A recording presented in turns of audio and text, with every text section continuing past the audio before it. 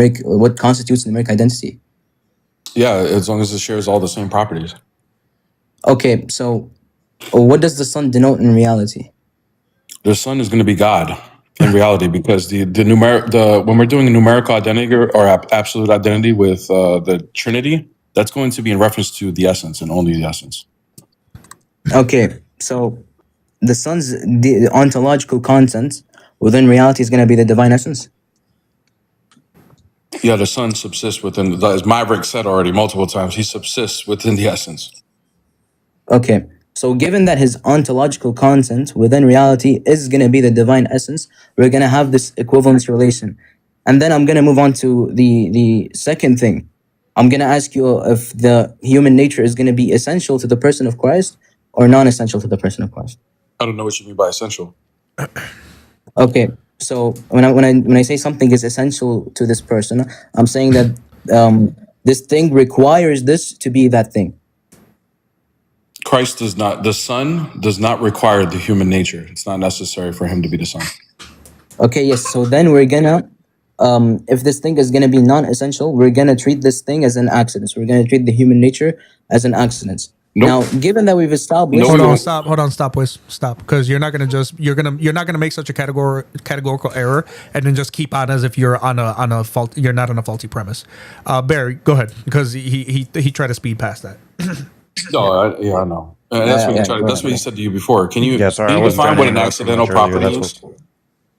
yeah, something that is non-essential to that entity. To the entity, right? So do you think that the human nature is being attached to the nature of God? I mean, given my previous statements, that's going to be the case. Again, Nope, I don't it care won't be the what. case. And as Brother Maverick brought in Chalcedon, he brought it up like 3 or 4 times. You need to study what Christian theology is, because in Chalcedon it says that the hypostasis is what unites, or how they're unified between the nature of God and the nature of the humanity. That does not, but they do not mix or mingle or anything like that. It doesn't change the divine nature at all. They're just unified via the hypostasis. So no, the human nature is not getting attached to the divine nature. That's where you're failing here. I mean, that's not what's being said. We're saying that given that they're having the same, they're going to be co-referential, predicating the human nature, which is an accident, onto the Son, is going to be predicated onto the divine nature. So we're going to then have this contradiction. Well, your the divine nature is both definition of accident. accidental properties was something is to the being, right? Yeah, something that is non-essential to that being. Right. Okay. Well, the being would be in reference to the nature, right? Dude, that's the denotation. Okay. Thank you. We're talking about the hypostasis. There's a distinction between the hypostasis and the nature. Dude, we've already addressed this. What are you on about? We have addressed this. We've addressed it. You've been doing the category conflation this entire Categories time. are just getting mixed over and over again. And it's just like, Brother Maverick, Listen, I mean, none of you could even track the Thanks, bro, I argument. If I appreciate it. asked one of you to steel man my argument right now, Wiz, you can't steel man your own argument, brother, because you keep losing your place in whatever you're reading, and it's crazy. And whoever was saying in the chat that it sounded like Apex, I agree with you. I'm like 90% sure that it was him.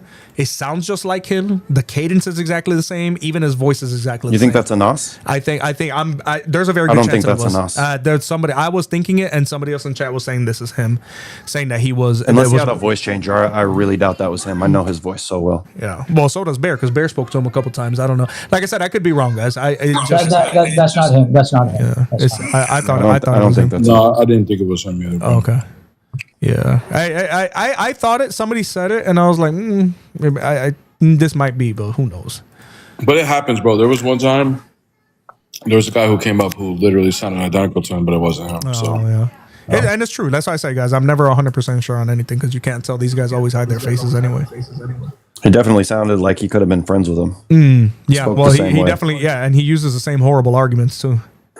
That they Well, don't. They they're don't all in a understand. Discord together, brother. So that's where that comes from. You know, it's another thing too, is that I actually have caught them before trying to debate, and then they accidentally don't use the correct sound settings in Discord, and you can hear the idiots behind them feeding them the questions as they're asking them.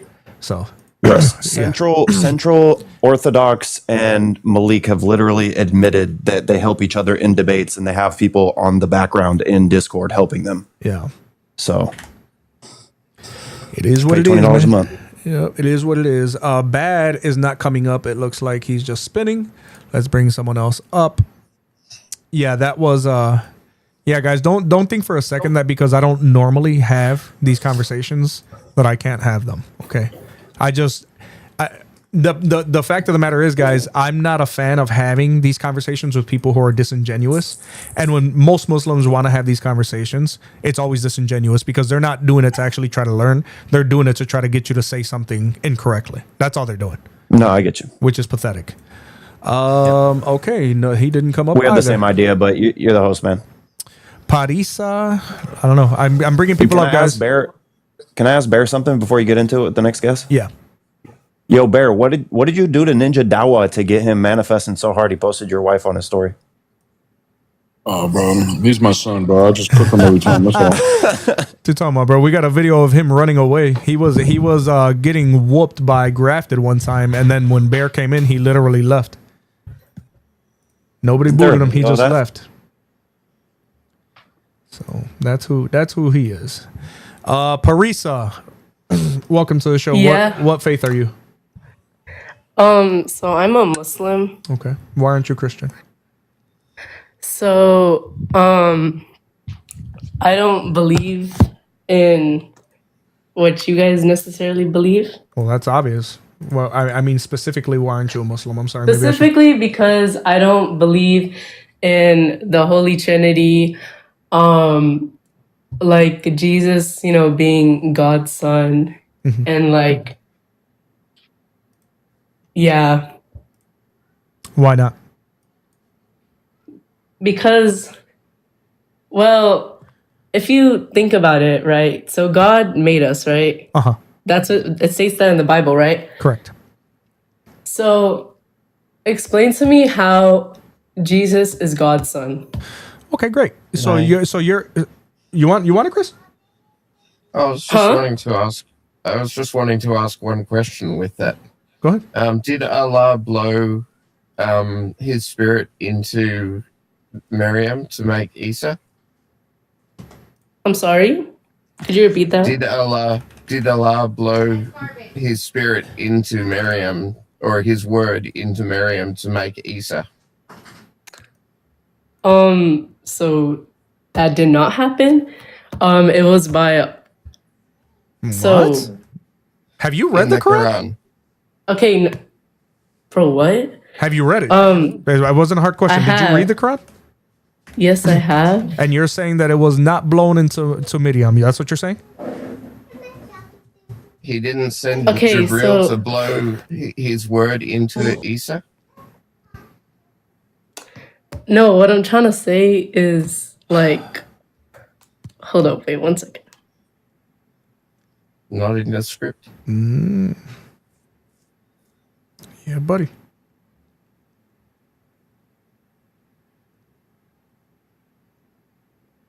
All right, guys, I changed up the entire overlay so that you guys could see the chat better on TikTok. So I hope you guys are happy with it, because I may have spent a lot of time making sure that it was legit. So you guys, because last time people were complaining they couldn't see the chat.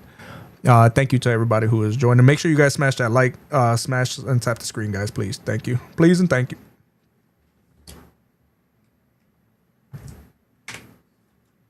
All right, Parisa, you still there or what?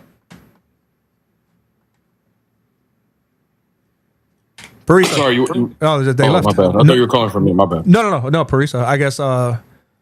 I guess this person was not ready to be asked questions. Okay, let's bring in Harvest, and then we'll just keep a spot open for these guys because they don't need to be all up here at once. Andre, I'm bringing up RD, and I'll tell you right now, I'm willing to bring you up next only because I know that I am called to give you the same grace that Jesus Christ gave me.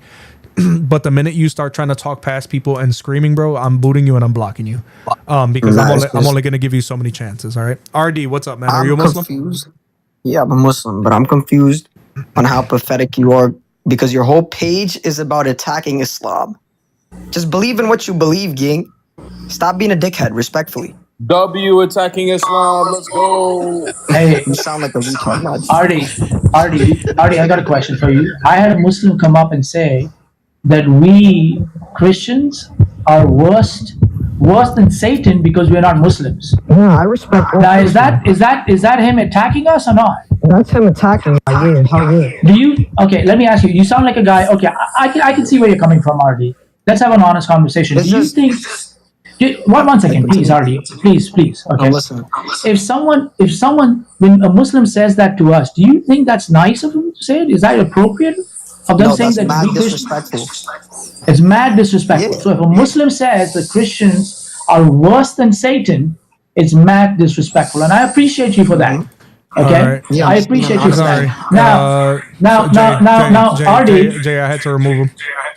He got violations for using. Hold on. Yeah, he got violations for using the R word and I don't know, maybe calling me a D head or whatever. I don't know what it was, but he got removed. I am not gonna let my whole life suffer because of that idiot. So Yeah, true. I'll just Artie in chat, by the way. Follow 6108. Real quick, Artie in chat.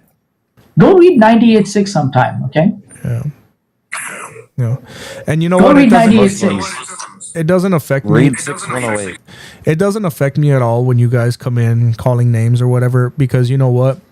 I find it very hypocritical that you guys will sit there and cry because Christians are telling the truth of Islam, right?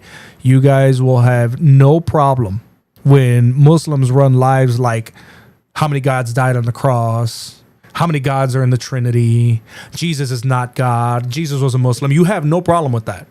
But when you get a counterfight exposing your idiotic little false religion, you have a problem with that. You see what I'm saying? Do you see how the standards are always reversed with you guys? Do you guys see how every single time something comes out, you guys have an issue with it? But why did you say that our religion is idiotic when a lot of Muslims would never even say that your religion is idiotic? They say it all the time. Your own Yeah, Quran they do, is bro. your own Quran is based on lying. Well, that doesn't mean hold on, brother. I was that it's talking. right, so you're I was just talking. stooping I to was their talking. level. I was talking. Okay, and nobody asked you to talk in the middle of my sentence. All right. Now, your actual Quran, which you guys or which Muslims consider holy, didn't even get the Trinity right. Right? Calls us polytheists, calls Jews and Christians the worst of creatures. You even have sources that claim, laughably and falsely, by the way, that Christians and Jews will replace Muslims in the hellfire. Right? So what it is we're supposed to just sit here and keep our mouths shut, despite the fact that your entire religion is based on one illiterate, murdering, thieving child abuser coming later on trying to change history, and we're supposed to just stay shut about that. That is that about cover it? You can go ahead and unmute now. Right? Yeah, Exactly. Stupid. I am not gonna sit here and just pretend like you guys don't have an entire religion based on the crap you have it based on. RD, you're not coming back up, brother, because you got a violation, and I'm not interested in TikTok giving me warnings and having to restart and all this other stuff because of you, bro. Sorry, I'm not doing it. Andre, I'm sure that you heard what I said to you before you got brought in, brother. So what do you need, man? I would like to finish the conversation that we. I don't even remember what we were talking about, man. Okay, so the prompt says Muslims, why aren't you Christian? Come up. So I came up and I explained why I'm not Christian. I said because as human beings, we should not worship the creation. We should only worship the Creator. Okay, but Christians are not worshiping the creation. That's what you're not understanding. Okay, so that's what we were discussing. We were trying to figure out. So these are my genuine questions. Okay. My question, before Jesus was born to Mary, did he have a dual nature? Obviously, he would not have had a dual nature because his dual nature comes from being human and being God, right? He has a human nature and a divine nature at the same time. So how could you have a dual nature before being incarnate? Okay, so before he incarnated, what was the distinction between him and the Father? That the Father is the Father and the Son is the Son. Okay, but what's the distinction? Like, that they're different people. It's different persons within the Godhead. The Father is the Father and the Son. Andre, what is the difference between you and your father? Are you your father? He came before me. Exactly, right? So you know that there's a distinction in people, right? There is a distinction in the persons of the Godhead. You asked this earlier. The Father is the Father, the Son is the Son, and the Holy Spirit is the Holy Spirit. Okay, so the distinction between me and my father is I come from him. He Okay. preceded me. He existed before I did. And the Son is begotten from the Father. Congratulations. So what are we talking about? So is there a point where Jesus didn't exist because he comes from the Father? No. Okay, so that's the part I don't understand. If he's coming from the Father, right? If the Father is begetting him, how has he always been? Because to Is beget God a something human? Say again? Is God like humans? Can I You asking me, do I believe God is like humans? Yeah. No, I think God is unique and not like any of his Okay. creation. So saying we're given the words Father and Son to give us an idea Right. of these persons in the Godhead, not to say he was born of the Father, but to say that he comes from the essence. Okay, All right, so it's not exactly the same because God is not like humans. We both agree. okay, so it's not so Father and Son is not literal. So, Andre, no, they are literal, but it's just what he's saying is they're analogical predications. But going back to what you were saying, like you're saying you're having trouble because you're saying, well, the Son is begotten of the Father, right? So you're trying to, well, not trying to, but what you're saying is, if I'm understanding correctly, is like this seems like a procession in time, right? No, all right, but exactly this. This is what this is why I'm not Christian, because we're not supposed to worship a man. Jesus was a man so we're gonna change the born to topic? Mary. Right, change the No, topic. that's no. Like you're not gonna engage with. That's what you were saying. Let me finish. That was your Hold on. argument. You heard Yeah. me stepping into your Let me argument. Why you finish my jumping away statement, from it? bro. Let me just finish my statement. I'm gonna help you. I'm gonna help you understand Just what let you me were finish my confused statement. about. All right, Just let me bro. Go ahead. my Finish statement. it. Finish it. Thank you. So when I said that, right, he said that Jesus like always existed. So that's you know what I mean. You did. All right. That's where my confusion is. If Jesus was born to Mary and that's when he got the flesh, that you know what I'm saying? So before that, he didn't have a dual nature. No. Before that, he was begotten of the Father.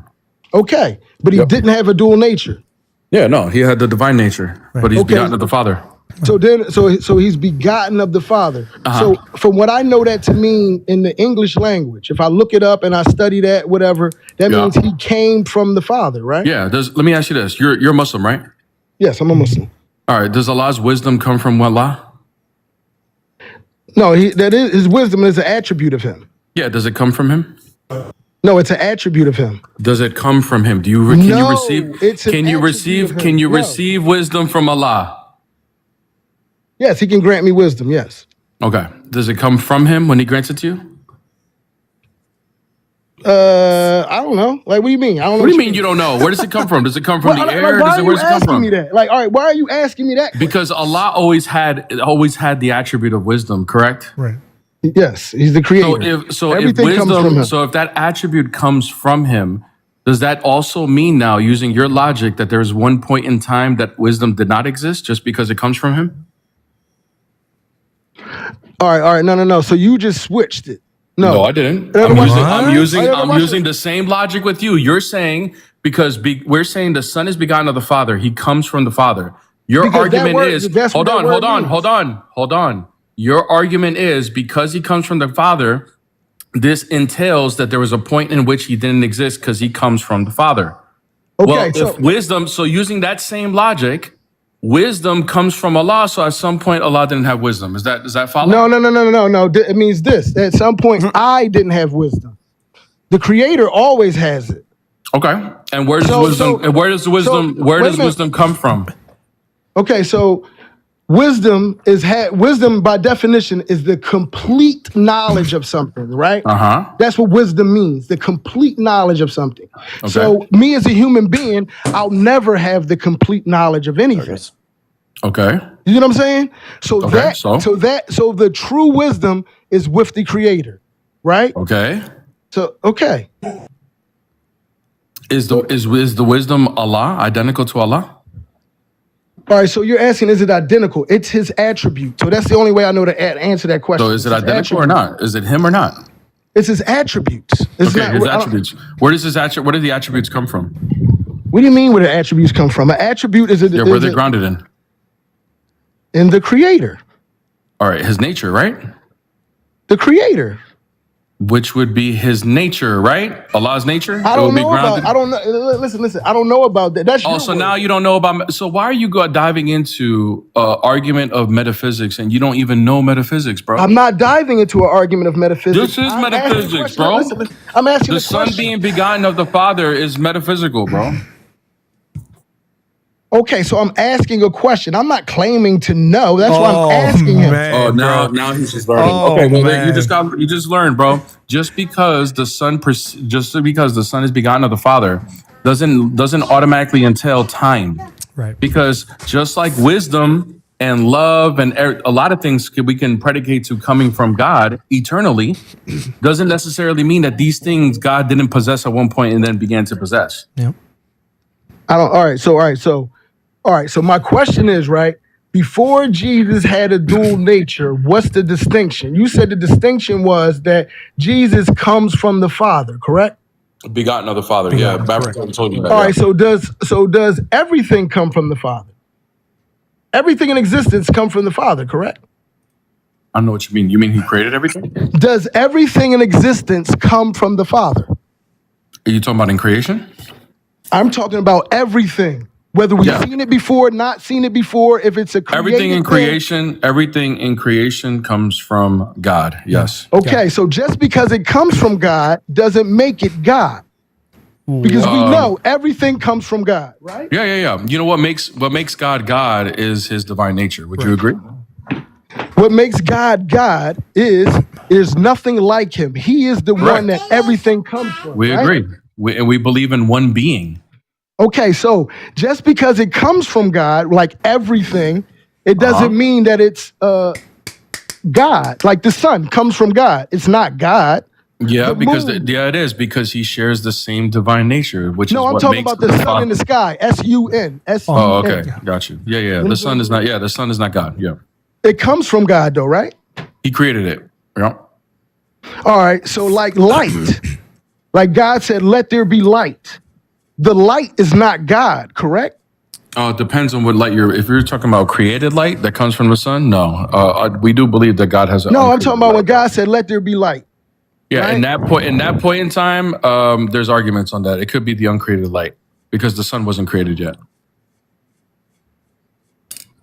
All right, so wait a minute, wait. I'm confused. So there's an uncreated light? Andre, Yeah, of course. I don't think you're ready to have that conversation. It sounds like you're trying to have a conversation and you're lacking a lot of knowledge that is necessary to have this conversation. Do you understand? Do you notice that I'm asking questions? Right, but So that's what I'm trying to understand. The original question was, why aren't you Christian? But now you are And I trying answered that, to right? debunk Because we're not the supposed Trinity. to worship a man. Right, and we don't worship Jesus because he was a man. We worship him because he's God. Okay, but is he a man? He was a man in his incarnate form, yes. No, is he a man right now? He's Yes, he's still a man. Yeah. He's still a man. So I'm not Christian because we're not supposed to worship men. According to who? According to God. Where do you get that from? The Ten Commandments. Oh yeah, what does the Ten Commandments say that The God? first of the Ten Commandments. Wait. Does anywhere in the Ten Commandments say that God can't incarnate? No, it says worship him alone. That's what it says. Right, and we are. Okay. And if Him alone incarnates, then what? All right. Then that's a created person who has a mother. We don't believe it's a created person. We believe it's a divine person. But truly though, the host said that Jesus was created. Yesterday, God he said the even nature said is that. created. He didn't say. He said that it's a divine person that assumes that created nature. Wait a minute. Jesus is a created being, correct? The flesh is created, The correct? flesh- The flesh is created, but the is. person is Wait not. a minute. So Jesus needed the flesh to be Jesus. He wouldn't be Jesus without the flesh, correct? He was already Jesus Yeah. without the flesh, bro. No, without the flesh, he couldn't have been crucified. Okay, that's a different topic. So without the flesh, he actually couldn't be Jesus. He had to have flesh. He Why had to be born to Mary, right? Wait. Why does the Son need to have flesh in order to be the Son? Because Mary got a revelation that she was going to have a child, and then the child, y'all What was my believe question, Andre? because he has to die Can you on the repeat back cross, my right? question that I just asked 10 seconds You ago? have to die on the cross. You said, why does Jesus need to have He's flesh? full Muslim now. You're not even listening. He's What I am was my listening. question 15 seconds ago? Why does Jesus need to have flesh? In order to be the Son. Because Mary was told that she was going to have a son, and then that's who y'all believe died on the cross. So if Then you in never Proverbs chapter 30, verse 4. can I finish answering the question? Well, you already did, yeah. I didn't finish. Yeah, so what you're saying is that No, in you order should to be let the me son say of it. Mary, You should he just needs to let have me a say flesh. just Andre, let me say I didn't ask you why does he need the flesh to be the son of Mary. I said why does he need to have the flesh to be the son at all? And I was answering that, and you cut me off. All right, go ahead, quick, make it quick, bro. Okay, so he has to have a flesh because that's what y'all believe. God gave his only begotten son. So it had to be flesh for it to die on the cross. So he Negative. had to have flesh. Negative. Okay, Because the so son God already could have forgiven everybody so in without crucifixion? Proverbs chapter 30, verse 4, where it talks about the creation of the world and that is God and he has a son. Who is that son before the incarnation? Yep. I don't believe God has a son. It doesn't matter what you believe. That's what I asked You're you. doing an internal critique to Right. ours. We believe the Son always existed, and Proverbs chapter 30 verse 4 gives that proof. It doesn't because he says he's begotten. So he couldn't So always. you're just saying nah, Andre. No, Andre, I'm not. You- Andre, what does that say? What does that say right there? Do me a favor, read that out loud. I know you can see it. So do me a favor, read that for You me. got to move it push over it back some. a I little can't bit. see the full All All set. right, here. You Hold got to on, move it over relax. some. I got you. I'll move it over. I'll move it over for you. Give me 1 second. You know what? Here, let me just make it full screen. That'll help you. And if you notice, All right. the Can you read that conversation now? I was having, Can you you read got to it? move it over. I can't see the end of the sentences. So it says, Yeah, it's who has cut off gone just a little to, bit. Yeah, it's cut out. Yeah, All that's right, there you good. A little bit Okay. more. who has gone up to heaven and come down? Whose hands have gathered up the wind? Who has wrapped up the waters in a cloak? Who has established the ends of the earth? What is his name and what is the name of his son? Surely you know. Come on. That's the word. Who's that, Andre? I don't listen. Okay, I got you. So all right, so back to my original question. If Jesus is begotten by the Father, right? That means he comes from the Father, correct? Mm-hmm. Doesn't everything in existence come from the Father? No, not everything shares this divine nature of the Father. I didn't ask you about it in nature. I said everything comes from the Father, correct? No, not everything. No. What doesn't come from the Father? Yeah, creation doesn't come from the Father the same way the Son does. When we're saying come from the Father as far as begotten, it means you share the same nature. This is what I was pointing out in the initial thing, that God and man aren't the same thing. Yeah. That saying that he's the son is not necessarily saying he's his kid in that way. Correct. Yeah. Oh, you're- we'll yeah. say it another. Human. We'll say it another it's way. It's giving us a concept that we can understand about the Godhead, Right. and he comes from the Father. But that's So it's not literal like then. No. was Look, there Andre, and there's a then the lot. Son. Bro, the let him last finish speech- his sentence, man. Does the last speech come from Allah? Yes. Okay, is it created? No. Okay, there you go. The double And standards it goes, is wild. and it goes Wait, even wait, further wait, to wait. that, because Okay. Isa is the word of Allah, isn't he? Okay, but this is the He part. was All right. cast down from Allah. Andre, Okay, even watch- in the Quran, the Andre, same I thing don't. happened. Yeah, I don't think you're actually listening to what Baron and Chris, and you didn't listen to what I said to you either. You're not. Are you actually engaging? Like, are you listening to the answers, or are you just trying to find the next question more to just try to make yourself right? What are you doing? Listen. I'm not trying to make He's myself listening right. with the intent to respond, not understand. Right. You want to respond, but you're not engaging. Do you know the difference? All right, listen, right? Andre, Jesus- you notice how you understand this when it comes to Allah, but then the same standards that you understand with Allah, you don't understand with our Godhead? If you were to apply the same logic or lack thereof to Allah, you would make Allah illogical. Yeah, he's gone, brother. I don't. There's a reason why I warned him before we brought him back on. Hey, listen, don't come in here just to yell and try to make your point. Have an intellectual conversation. At least try to understand what we're explaining to you, right? The man is literally stuck on the fact that the son is not begotten from the father in the same way that my son was begotten from me, right? Obviously, God is not a carnal being.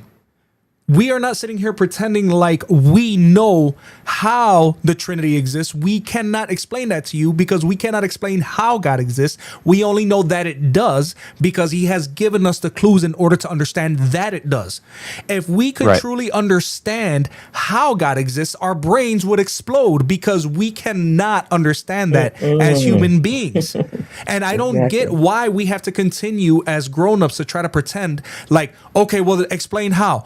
I can't explain to you how, brother. Only in the Quran is it your God that is so limited that he made it clear that he needed a mate in order to have a son. We do not hold to those kinds of limited ideas about God. We don't. And we don't, as Christians, pretend like we know how God does things. We only know that we're aware of what he has done only because he has chosen to reveal it.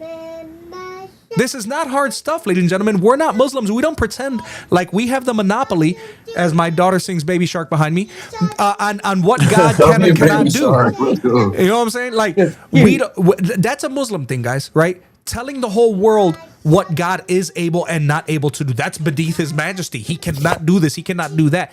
We don't believe that our God is limited, nor do we believe that we can understand with these 3-pound organs in our head how he does things. We just don't. Having said that, guys, 2 things. Couple super chats real quick, guys. Shalom, Brother Maverick from Brother Israel. Thank you so much for super chat. Shalom, Brother Maverick panel and chat.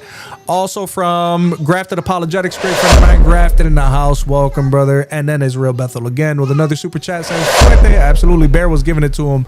He just didn't like it. And also says, chat, like, and subscribe, please. Yeah, guys, please smash that like button. Thank you so much for all the support, guys. Also, we have a special guest in the house. I know you guys don't see him on TikTok. Brother Coley Stevens, welcome to the show, brother. Thank you so much for being here.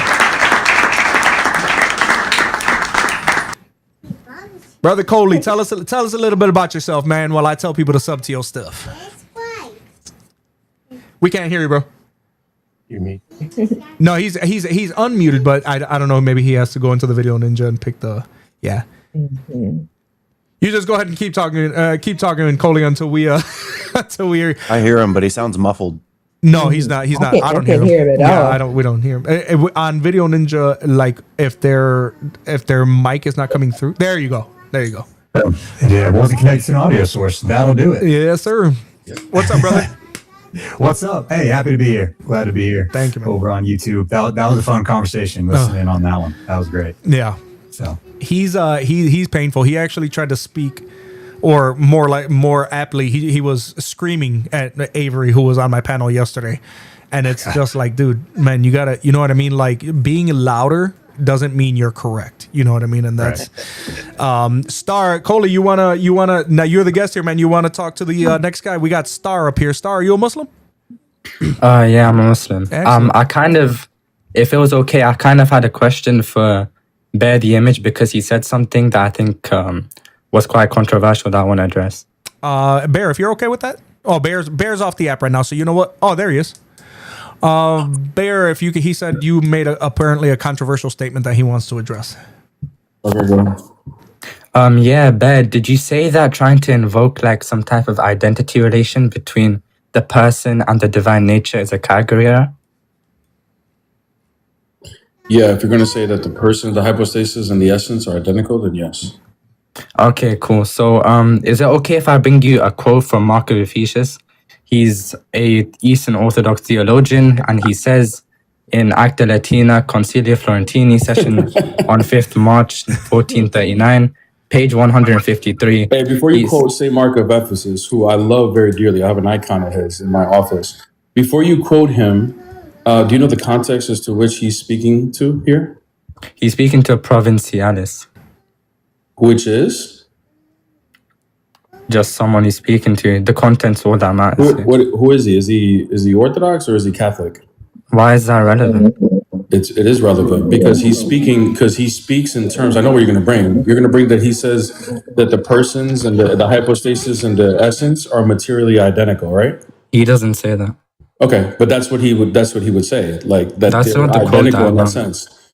So when Saint Mark of Ephesus brings the wordings that are going to go down to what the Catholics understand, I don't deny that they're materially identical, meaning that they're inseparate. The persons and the natures are together.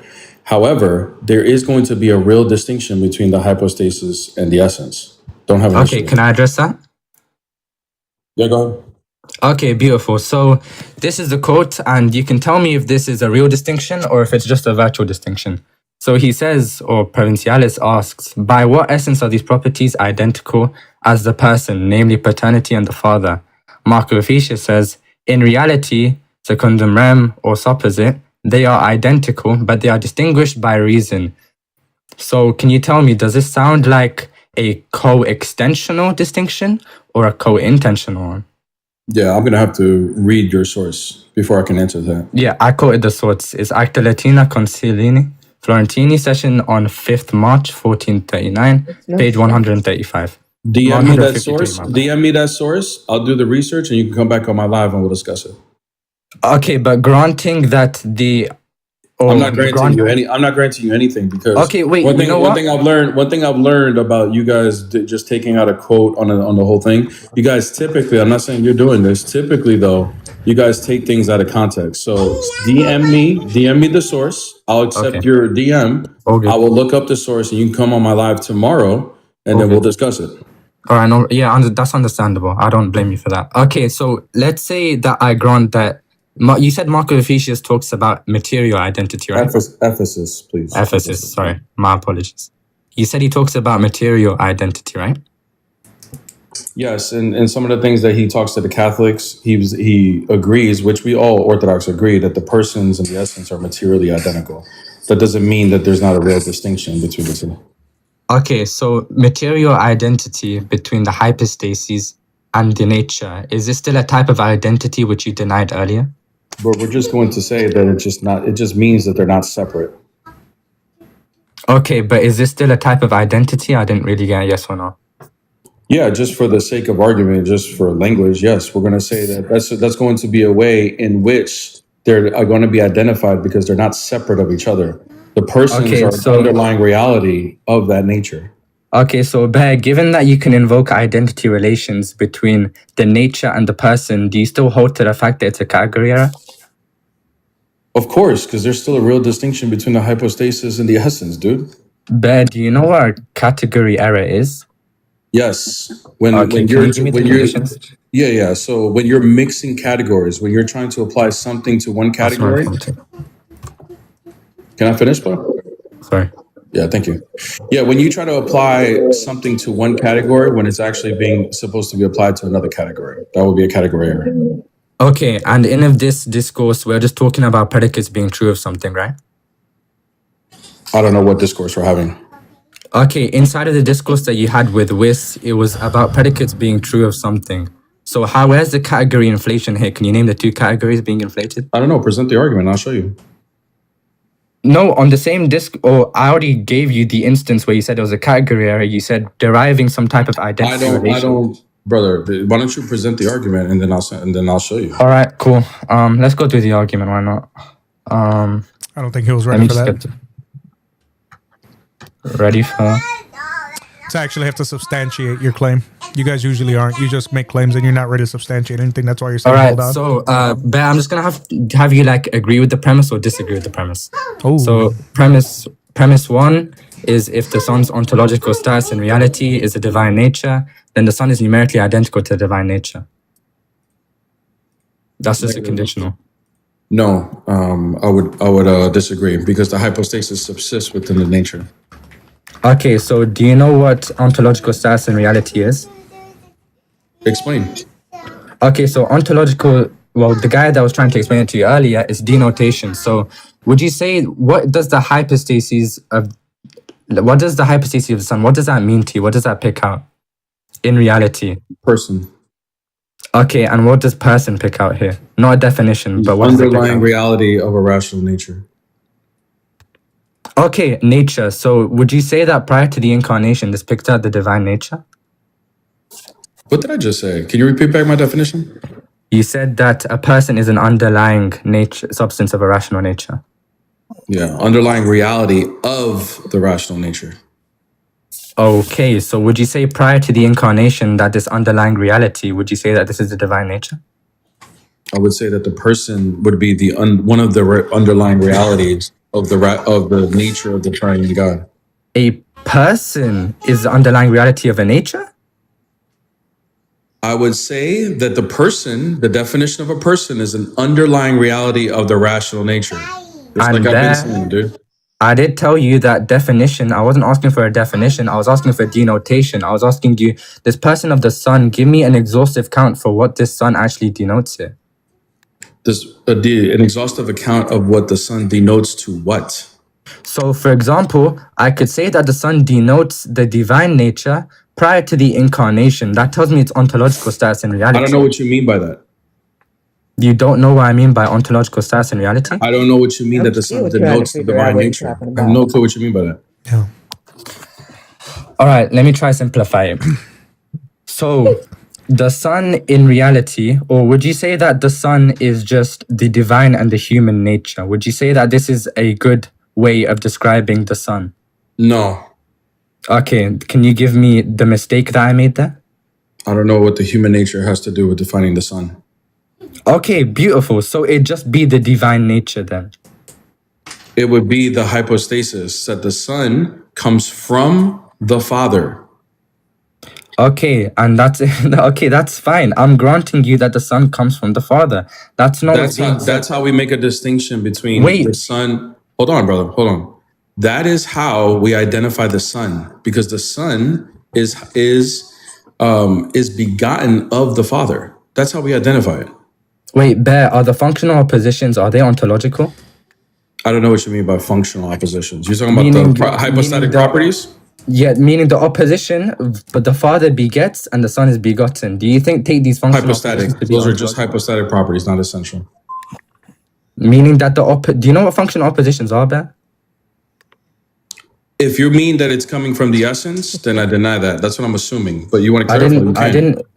I didn't use the word essence there. I used ontology there. Okay, then tell me what you mean by functional opposition.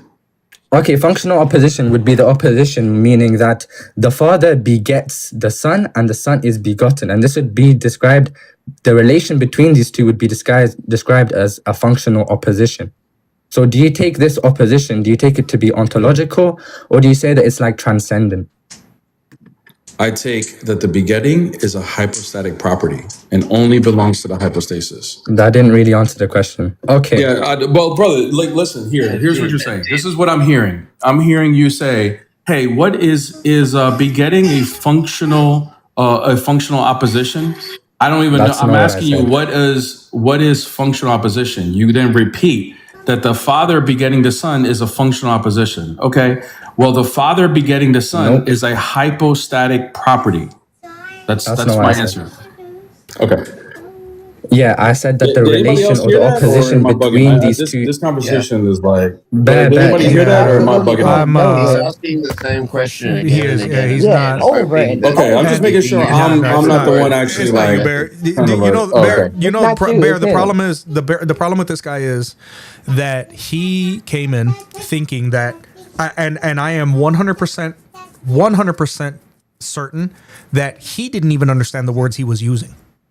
It sounded like he was getting these questions fed to him, or he was reading off of something and hoping that you were going to answer differently than you did. And despite the fact that, and the reason I say that, guys, is because when Bear would ask him to clarify something, he would just ask a question in a different way. He couldn't actually even define the words that he was using, and that's pretty sad. Just an average Muslim. You have a lot of background noise, brother. Are you there? Can you hear me? Oh, my bad. Yeah, I'll mute. No, you're good. You're good. It sounded like a lot of it went away. You obviously are a Muslim. Yeah, I'm Muslim. Yeah. All right, brother. Coley, I'm sorry, brother. I know you're here. You guess you are dedicating your time here. I thank you so much. Just an average Muslim. I have a very special guest on here, a fellow worker of the gospel. And the messaging for today, the question is, as you can clearly see, is Muslims, why are you not Christian?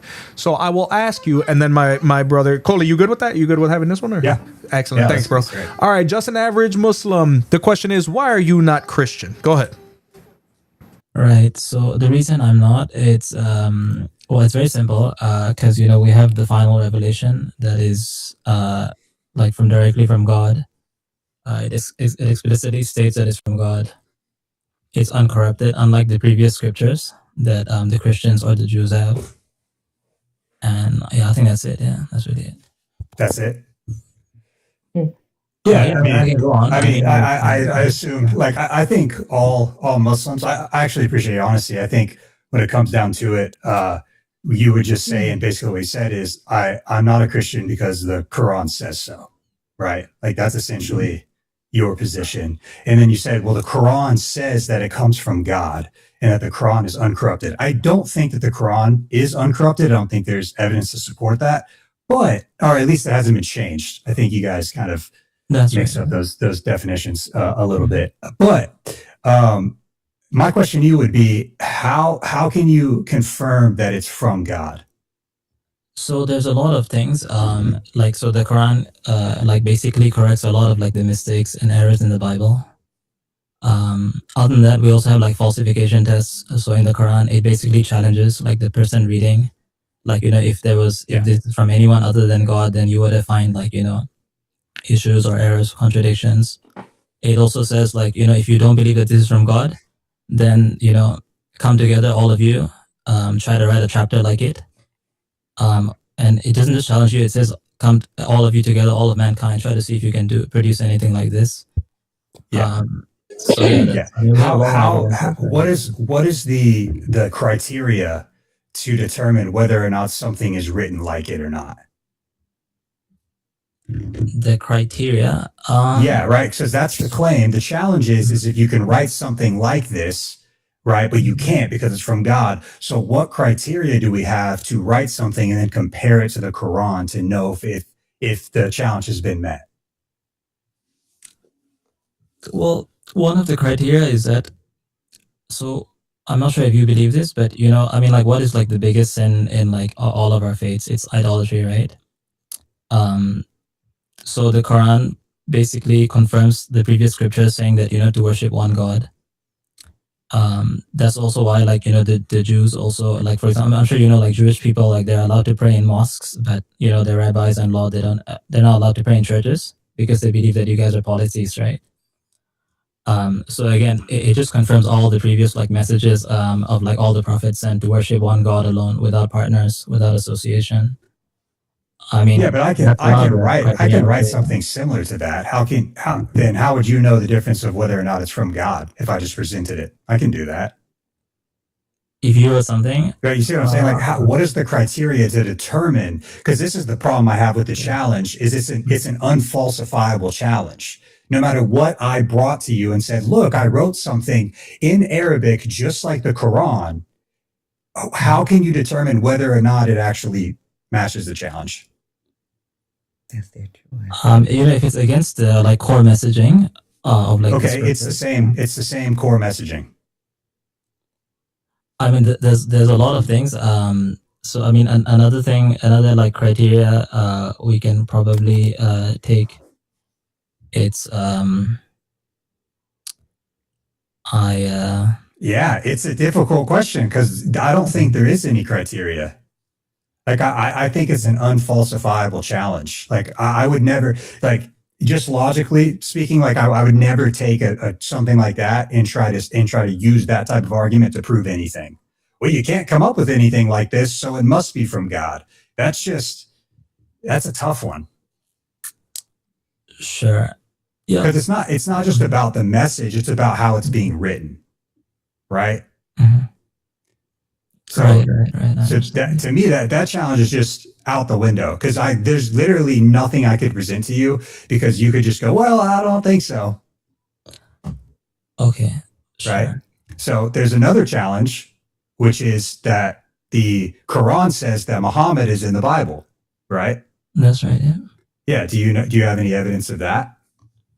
Yeah, I think he's in the Songs of Solomon, and I think one of the chapters in Daniel, like there's a prophecy, like of someone Do you know these verses very well? I don't want to get into it with you if you don't know them very well. I'm not that familiar, to be honest. I have like seen it. Right. Yeah. You've heard kind of like Muslim apologists, maybe give these examples. I'm not that knowledgeable, to be honest. Sure. If I was, you're not advertising yourself, right? As to be, right? You're just saying, just the average Muslim. Yeah. Well, I don't want to get it. Like, do you know what the Song of Solomon's about? Yeah, it's about.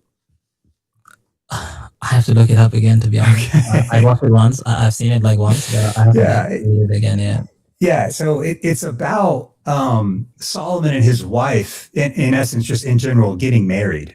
And the passage that Muslims like to quote, this is actually the wife describing her husband. And so the word there is, man, anybody on TikTok know it? I don't want to botch it. It's like Mahmadim. Yeah, Mahmadim. And it does sound similar to Muhammad, but this is not a reference to his name or who he is. Okay, I see. Right. Do the rabbis or like Jewish scholars agree with that, or with that? You find me a Jew that thinks it's about Muhammad, I'd be amazed. I mean, they don't believe, like, I mean, they believe that we believe in the same God. They obviously they do that. But Jews, they don't accept, hold on real quick. Jews do not believe that they believe in the same God as Islam. I want to make that abundant. I don't know why, and I'm sorry, Coley. I just want to say this real quick. Yeah. I do not know why you guys continue to say that, because I promise and guarantee you that Jewish people, if you tell them that you guys believe in the same God as Islam, you will either get berated or worse, or they will laugh in your face. They do not believe for a second that you guys believe in the same God. I just want to make that abundantly clear. Sure. Go ahead, Coley. So why do the rabbis and their law allow like Jews to pray and worship their God inside like a mosque, but they say like not to do it in a church? Like you're not allowed to because you guys are polytheists. Why do they say that then? I mean, have you heard that from Jews or Muslims? Like I've never actually heard of a Jew going into a mosque and praying. It's very common. You can even look it up. It's in there. Like you can ask like any Jew if you know like any like Jew. You can ask them. They get killed for that in Israel.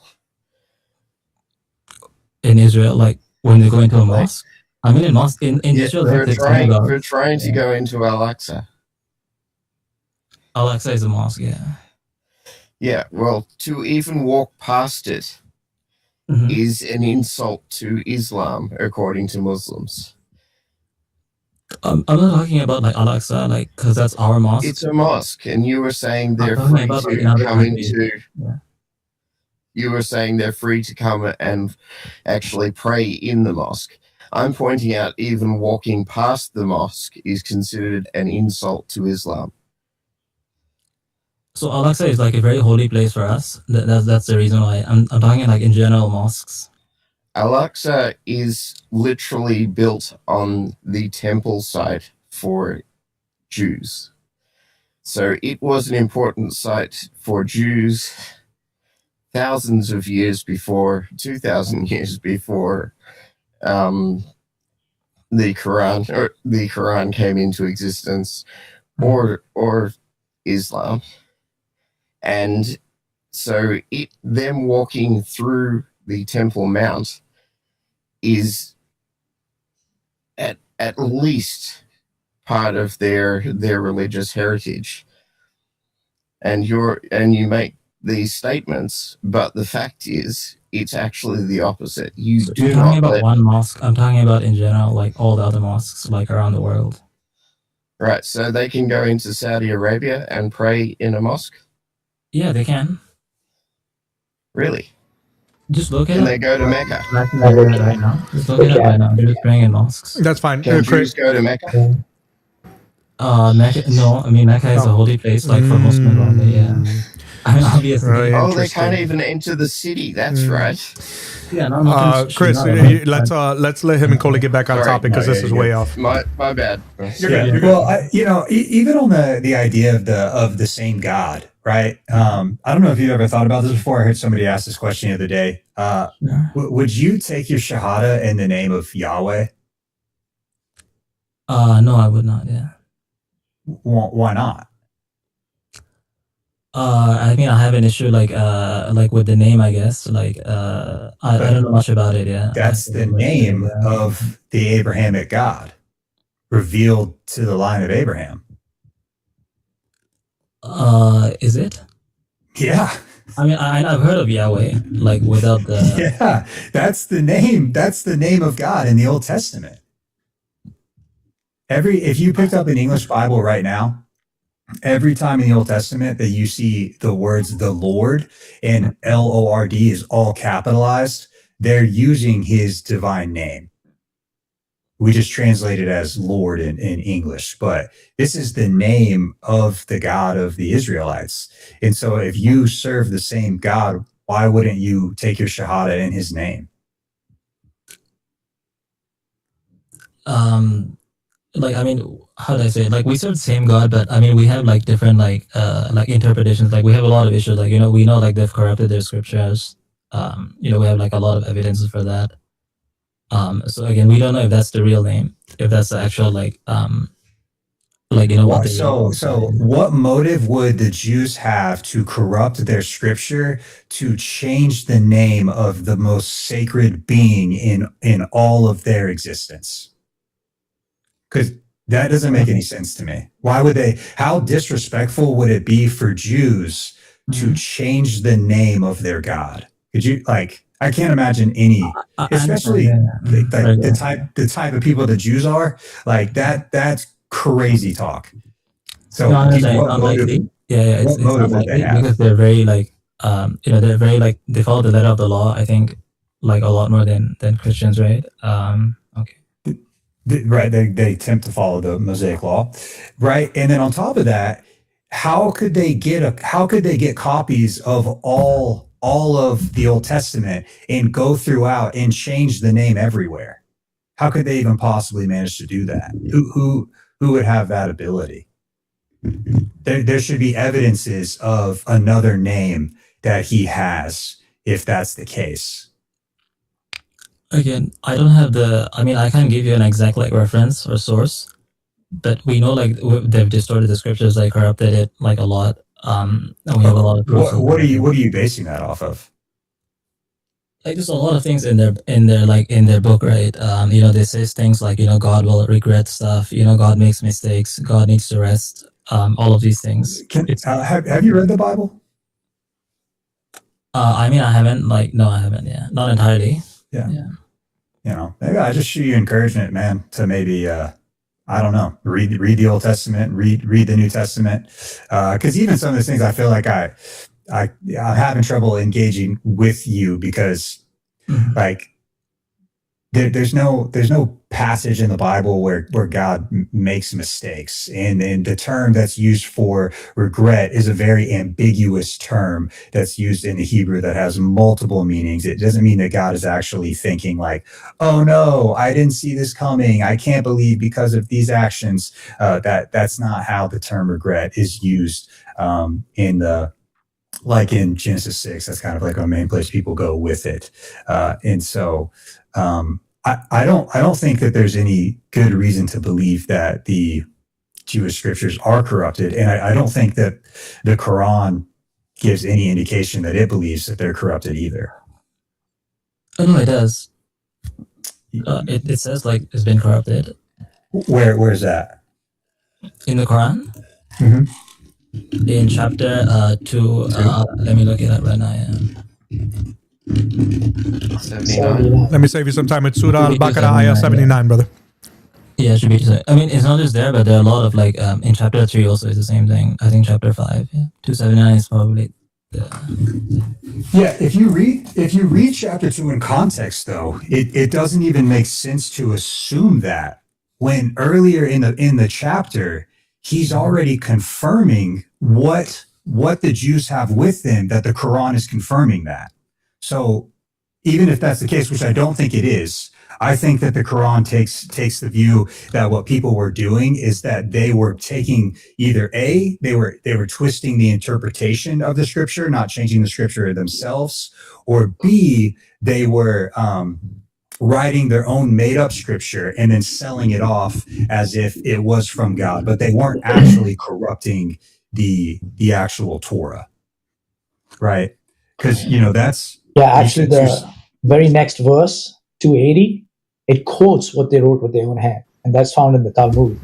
Yeah. Just go one verse up, 280. In quotation, it starts off with, and it tells you what they wrote with their own hands, and that's found in the Talmud. And 5 verses after that, it is telling the Jews, you better pay attention to every verse, otherwise they're going to be in hellfire. Right. And also there's even sense. just to sprinkle the salt on top of that, in a lot of translations, just so you know, brother, from the Quran, the word scriptures is in quotation mark, almost as a sarcastic connotation of the word scripture, because they're essentially making it known that they were calling this scripture, right, insinuating that it was from God, but it was not from God, and that's why it's written that way. So go ahead, Coley. Yeah, I was thinking of another verse kind of earlier in the chapter. Sorry, I'm just looking at one of my Qurans here, because I thought it's so interesting where he literally says, I just have it on my up here. 278, Coley, is that what you're thinking? Where it says that they didn't even have access to the Torah? I was just thinking where he literally goes, he gave the book to Moses, and then he gives a clear sign to Jesus, and then we sent the Quran that confirms what is with you. Yeah, that's right. The Quran confirms and came to correct the previous scriptures, like all the mistakes that they had. Yeah. Yeah, there's nothing though. Are not correct. Well, like for example, like sorry, go ahead. Yeah. It doesn't say correct though. Yeah, while Coley's looking for that, Muslim, can you show me anywhere? I challenge you to show me anywhere in your Quran where it claims that the Quran corrects the previous scripture. Can you show us that? I mean, I don't think it's verbatim. It says that. It's not only is it not verbatim, it's not even insinuated. I mean, it doesn't, but it does correct like a lot of the stories in the previous scriptures. It absolutely does not. And if you were to while Brother Coley is looking for the passage, not only does it not correct it, but in several verses in your Quran, it asks Muhammad, Allah is speaking to Muhammad and saying, why do they come to you for judgment when they have the Torah in which my words are written? So in what way would Allah, who is all knowing and all just, be telling people that they should be going to what they have from him if those have been corrected or if they've been corrupted? That doesn't make absolutely any sense, brother. I can explain that, sure. Yeah. Go ahead. So I'll answer that first, and then I can go to like all the any way you want, brother. Go ahead. Any way you want. Go ahead. So that context, like that verse was revealed because the Jews they did something, they just did, like, let's just say, like a sin that they're supposed to be punished by according to their law, and they wanted to get out of the punishment. So they came to the prophet and asked him, okay, so what should we do, like in this case? You can look at the context. Brother, I know the story. And your prophet grabbed and he grabbed the Torah, he placed it on the cushion of judgment, and he said, I believe in you and the one who revealed you. Now, are you insinuating to me that your prophet made that statement to a book that was corrupted? You shouldn't have brought the story up if you weren't ready to go where it went. If you are grabbing a book and your prophet, who in your paradigm is the best of mankind, right? And he is an apostle of Allah, grabbed the Torah and said, I believe in you and the one who revealed you. Is he saying that he believes in something corrupted? So again, we don't think everything is corrupted. That's not what I asked you. That's not what I asked you. Even if one verse is corrupted, the entire thing is corrupted, because I've spoken to, at this point, I feel like 9 million Muslims, and not a single one of you guys has ever had an answer for this. Unless you can tell us, or you have any sort of manuscript evidence throughout history illustrating to us what is and what is not corrupted, then what you are doing is you are making a claim absent any evidence. Because just so you know, brother, earlier in your conversation, and Brother Coley kind of laughed at this when you mentioned it, you said, we have lots of evidence for this. You have no evidence for this. Not only do you not have evidence for this, you would give stories right now. No, I don't want, no, brother, I don't want stories. When you make these kinds of claims, you have to explain things away like the Dead Sea Scrolls. Why do the Dead Sea Scrolls make it clear that the Torah manuscripts from, I would say, almost 1,000 years before your prophet was born, were the same manuscripts that were being drawn from today?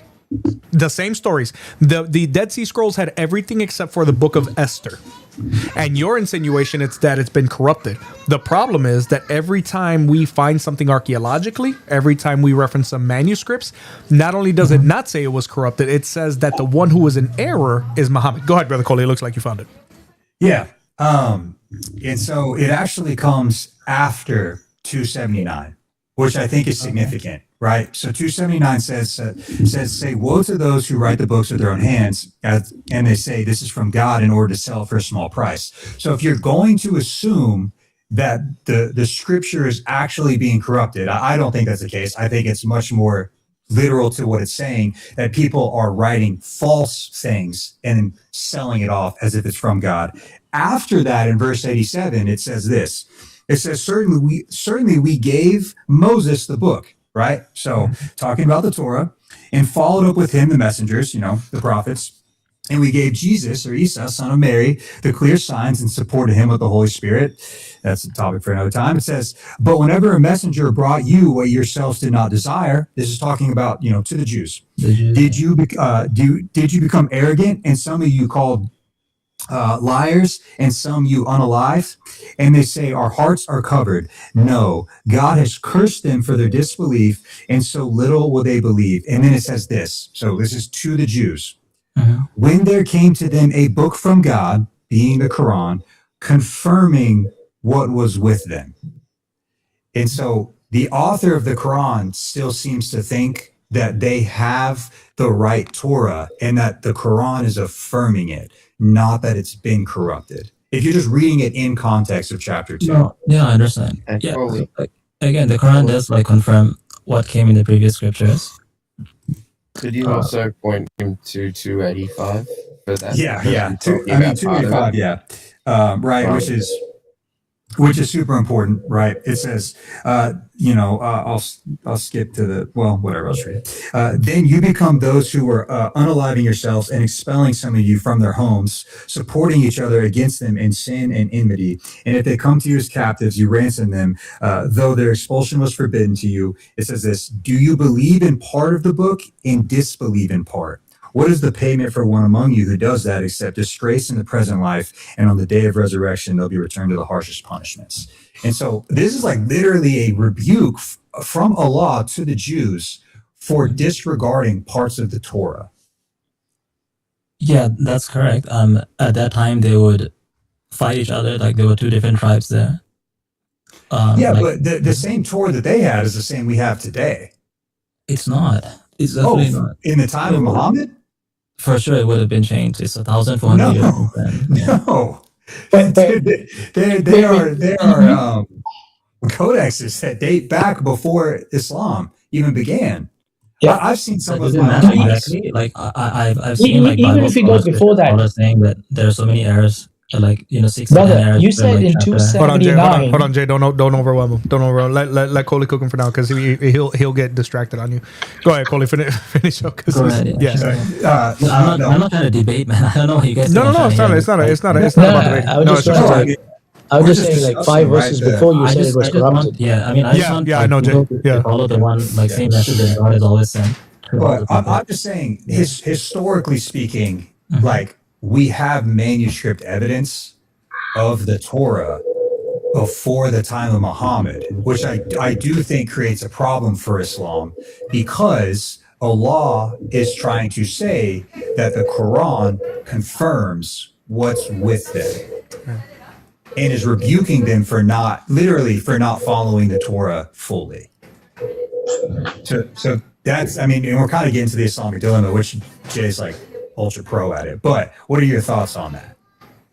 So I didn't understand. Can you like say it again? Like, how do you reconcile this? That they did have the same Torah that we have today is the same we had back then. You talk about like the Masoretic text, the Dead Sea Scrolls, like even I think like Codex Sinaiticus has most of the Old Testament in it. These date pre-Islam, and so maybe not. I have to look at Masoretic. Somebody may know, but and it's confirming, the Quran is supposed to be confirming that which they have, and Allah is rebuking them for not following it fully. But we know that the Torah contradicts the Quran.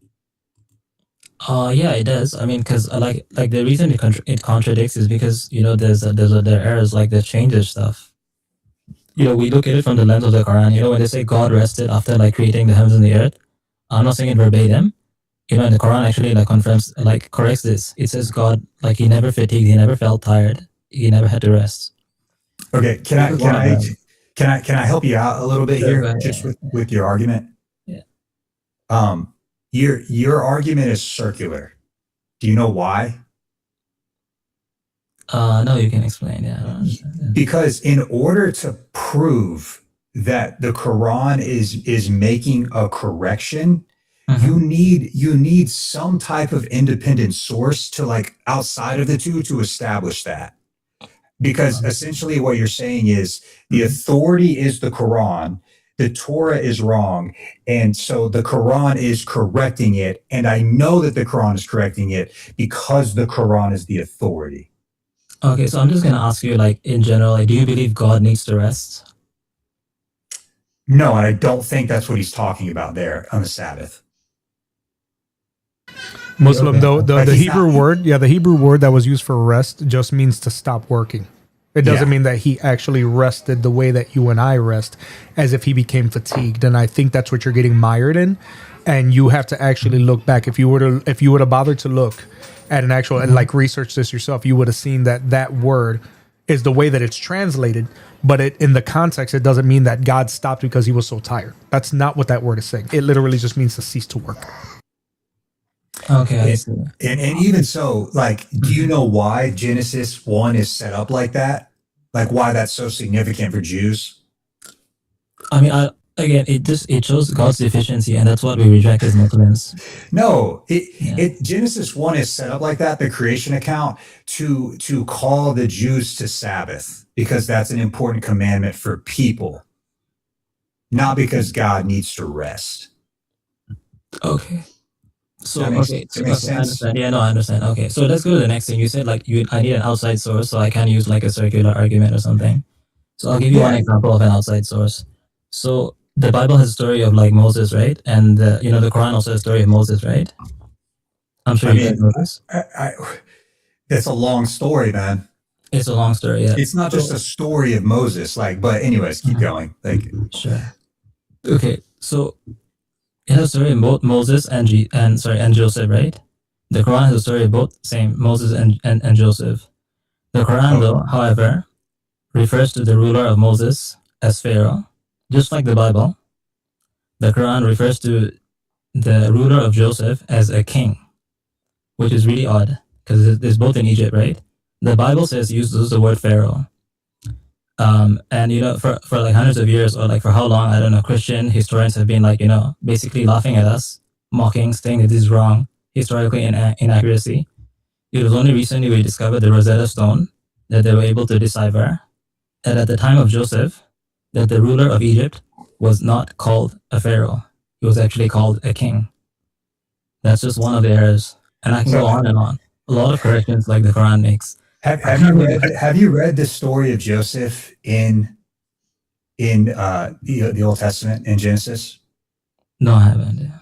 Okay, I don't know if you know this. There's like 900 differences between the two stories. Okay, because Surah, I think it's Surah 12 covers the story in the Quran, right? Mm-hmm. If you go, if you read the two stories side by side, even the major themes for what the stories are trying to communicate about the people and about God are different. And so you're talking about a title change between king and pharaoh. Okay, it makes sense why the Torah would call the kings pharaohs, because it's written in the time of Moses to a people who have left Egypt, right? This isn't a mistake.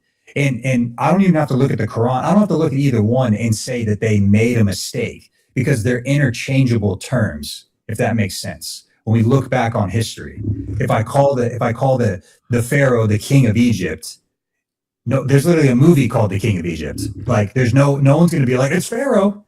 You got to call him Pharaoh, right? Like the average person might not, yeah.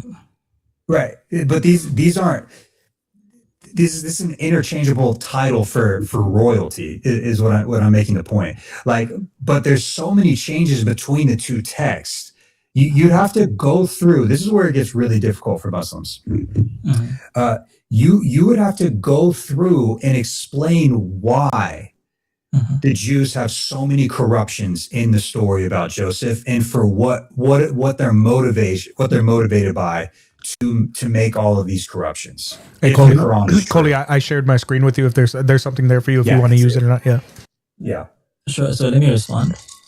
Again, I'm not saying that the story is like corrupted like entirely, but I'm just saying like how precisely the Quran came to correct the issue, like the inaccuracy in the Bible, which we were unable to find out like recently. Yeah. But I was just pointing out to you, and so this is kind of what he pulled up. This is an outside source that came to like prove like what we said. Like can you see it, average Muslim?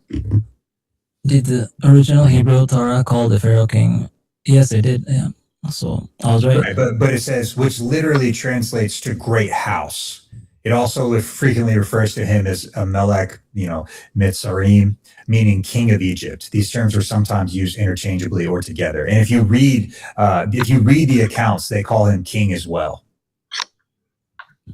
And so, like, I'm just pointing. This isn't like the interchangeable titles for the king of Egypt. This isn't the category of a correction between the Quran and the Bible, right? Like, a category of correction would be like saying that Jesus wasn't crucified, right? That would be like a Koli, stay on Surah 12, Koli. Tell him about Surah 12. Stay on that, Koli. Surah 12 is a good one. Because he's thinking that a correction is, he's thinking it's calling it correction. It's actually a contradiction. What's a contradiction?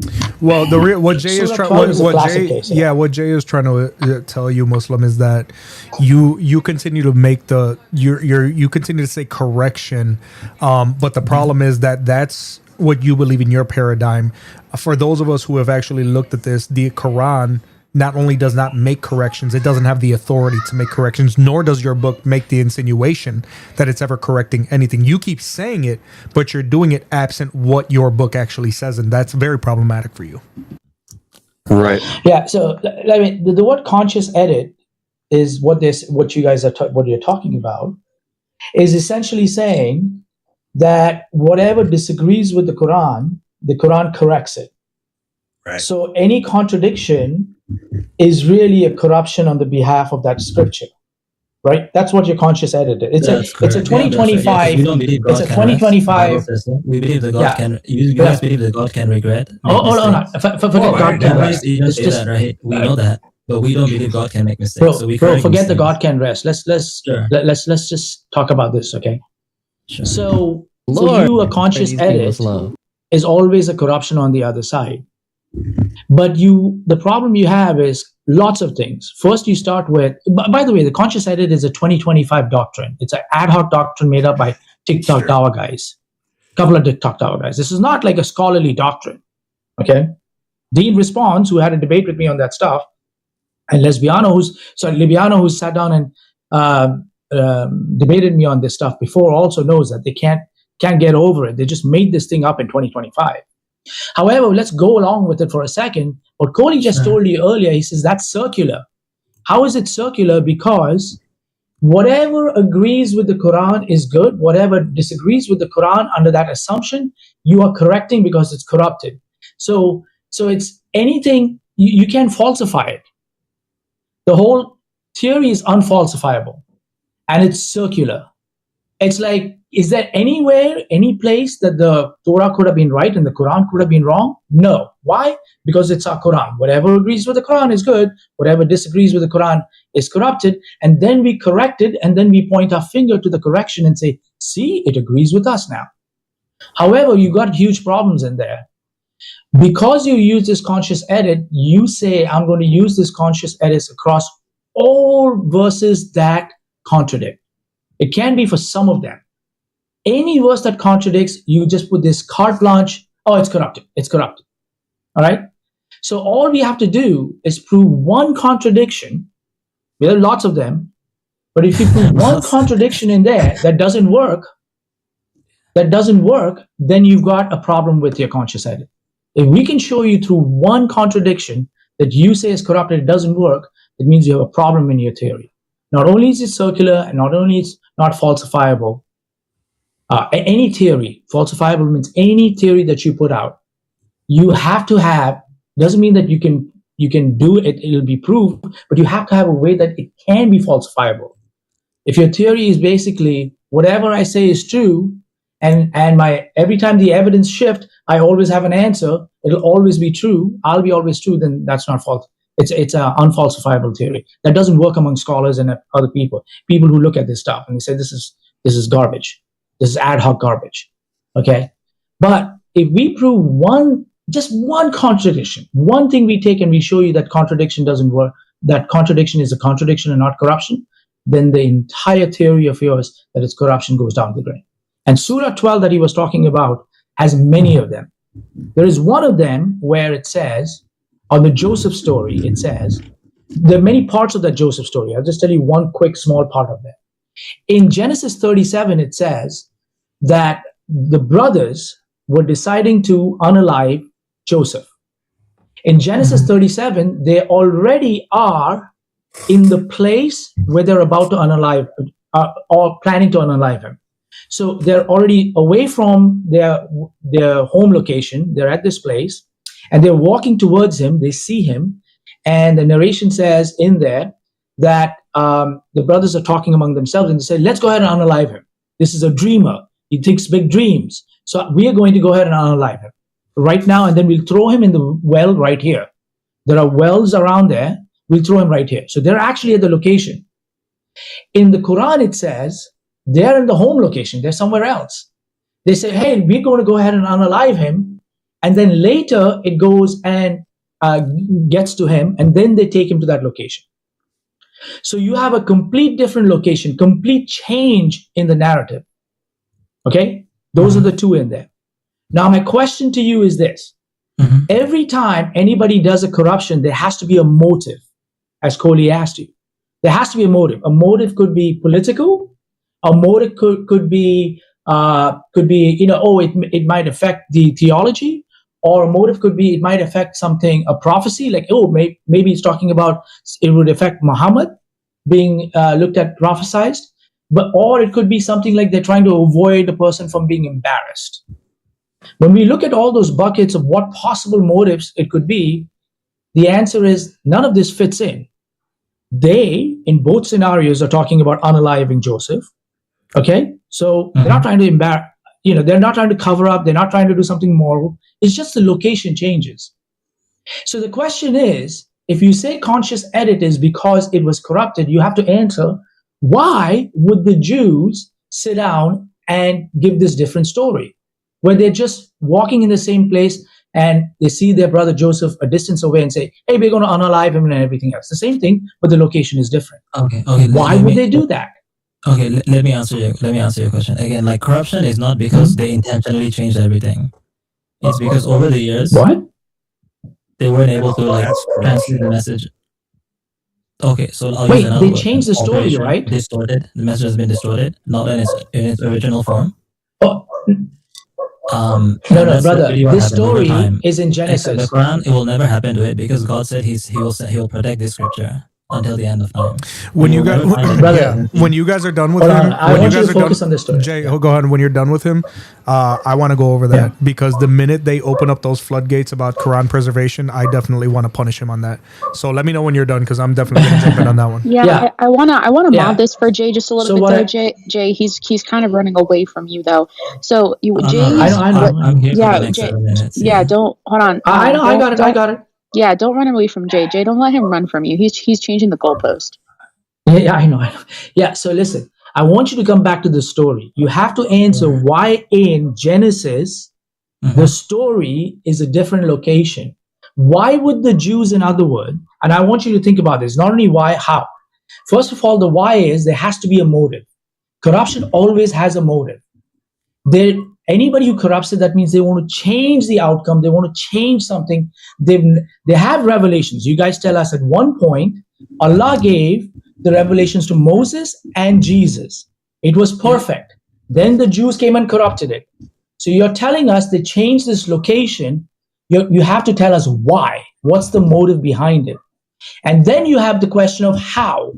Because you're trying to tell us that globally Jews across all synagogues suddenly all got together and all decided at the same time that they're going to go into their manuscripts that had the original revelation, erase it off, and then write this new changed story in it. Plus, there are a whole bunch of Jews who had an oral tradition. So you're telling us that globally, all the Jews, diaspora across the lands, suddenly went in there and erased everybody's memory so that when they're narrating the same story as an oral tradition, now they've put this corrupted version in it. So first question is why? Why would they do it? You have to give us a motive. And second question is, how do they do that? And then the cherry on top real quick, because I don't want to go on and on. I can show you that story they took from Christian Syriac literature in the 5th century. The Quran borrows, there are 7 things in that story that the Quran has is identical from the Christian homilies, the Syriac homilies. 5th century, from just dudes who are writing poetry. 200 years to 150 years before Muhammad. So it has nothing to do with that God came down and Allah came down and changed the scripture to him. So the first question is why and then how.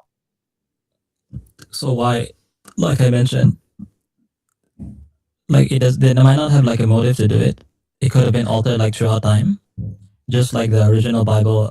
Even Christian scholars say this, like the original manuscripts, like in the first millennia, it's completely different from what we have now. So not completely different. It says there's a lot of like differences. Okay, so Muslim. Like So stop right there. Okay, because you're. Wait, let me. I'm not done. No, I know you're not done. I know you're not done. But here's the thing.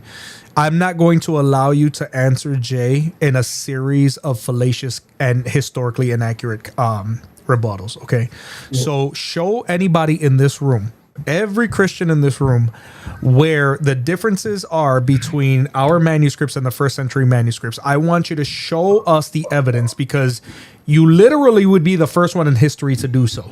So please go ahead and show us those differences. You're saying it because you've been taught that. Now I'm going to hold your feet to the fire. Where is your evidence of that? Anyone can search this up. No. I want you to show us. Show us the proof. Go ahead. So the claim you made you need to search up is you're saying that that particular story was distorted over time. There is no reason, just the Jews decided we're going to go against God. God gave us a revelation just for, SHITS and giggles. We're going to do this. That doesn't hold in a real academic conversation, by the way. Did you find it, Muslim? And just throwing out that stuff. Just giving like a minute. Go ahead, Coley. Go ahead. Even as you're looking it up, You keep talking, no problem. Just go ahead. Yeah, keep like talking. there's a difference between corruption and textual variance. And so if some people were attempting to corrupt the location of the story, then we should expect to find some variants that are in the location that are of the Quran, which I'm familiar. I haven't read through them, the Syriac Christian homilies. Jay, do you know if the location changed? I probably didn't even change the notes, to be honest. But Jay, do you know if they changed in there or no? Not that they would be textual variants, but No, so firstly, it's not a textual variant because this is a complete change in the narrative. Yeah. Like complete. I mean, if I show you on the map, and let me just do it for chat for a second. I actually ran an entire live earlier for it on this story here. That's why I have everything fresh in here. So I'm going to show you something on the map real quick. It's very interesting. Let me see here. What is this? Grab my phone charger. Lord. There it is. Okay, let me. Here, I got the camera here. I got the name of the scholar. His name is Daniel B. Wallace. Daniel B. Wallace is not. Okay, Daniel B. Wallace does not affirm textual message corruption of the script manuscripts. As a matter of fact, if you're talking about textual variants as far as the spelling errors and things like that, that's one thing. But if your insinuation is that Daniel B. Wallace is claiming that the first century manuscripts are different than what we have today, you literally just embarrassed yourself, because I've read Daniel B. Wallace and I know for a fact he doesn't say that. Daniel B. Wallace and Bart Ehrman both say that it's less than 5% and that they amount to nothing. How can the word of God have these? Okay, so there you go, Muslim. So that you see what you just did? You got caught.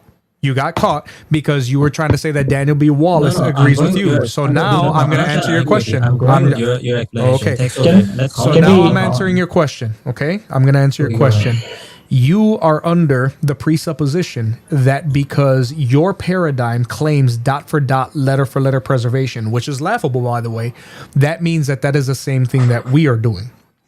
Our claim is that our message is the same, despite the fact that copyists made errors along the process of copying. So writing the wrong word, for example, the word there, T-H-E-R-E, instead of the word there, T-H-E-I-R, doesn't matter, because when you compare it to the other thousands of manuscripts that we have, if there is a variant in spelling or syntactical error or name reversal, you compare it to the other countless manuscripts that we have, and guess what? You can see, okay, this was just a spelling error. Changes absolutely nothing about the message, changes absolutely nothing about the gospel or divine revelation that's involved there.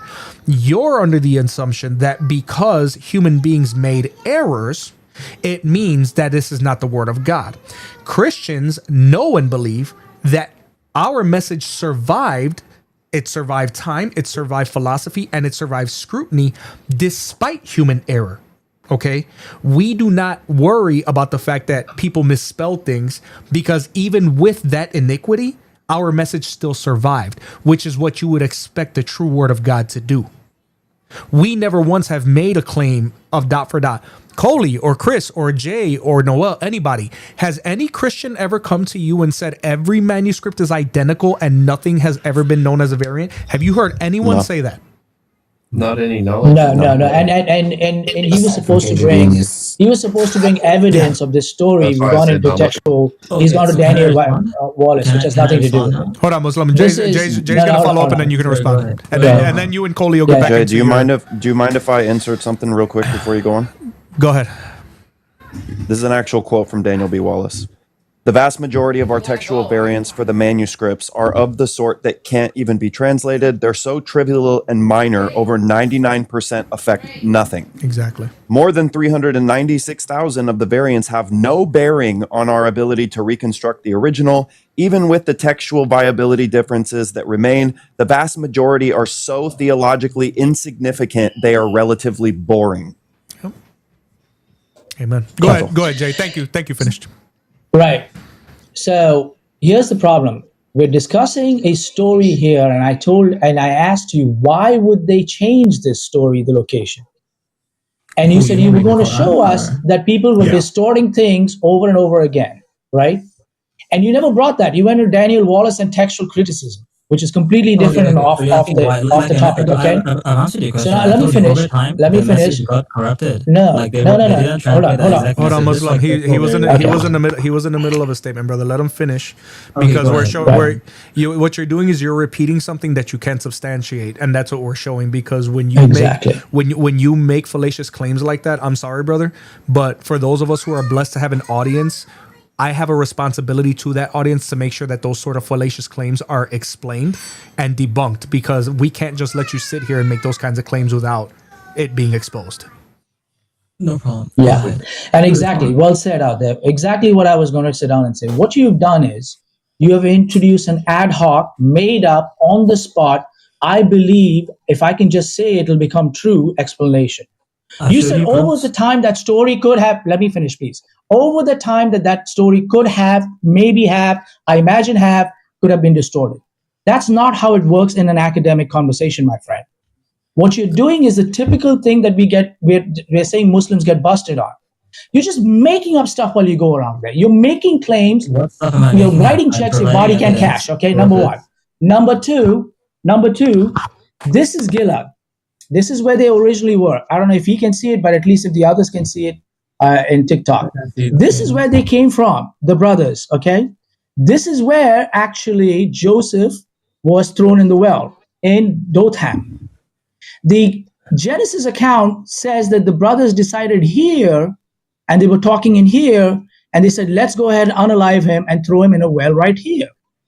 Islam, Quran puts them right here. Then they go grab him and then they take him over here. This is not a textual corruption. This is a change in narrative. Okay? So that's why I want to show you the map. So now here's what I want you to do. Anything you tell me, you got to show me evidence that story, that particular story, you can't tell me why. So you already agreed, you have no idea for why they did it. If you don't have motive, you've just sat down and completely demolished the conscious edit. But we'll play along. If you can't tell me why, go show me that story was changed over a period of time. Again, I've already told you about the story of Joseph, how like the Quran like corrected like one minor error. Like you guys considered minor, no problem. And that's a correction that you guys used to laugh at us, like used to mock, like your historians would like say that we get it wrong, and it turns out we're correct.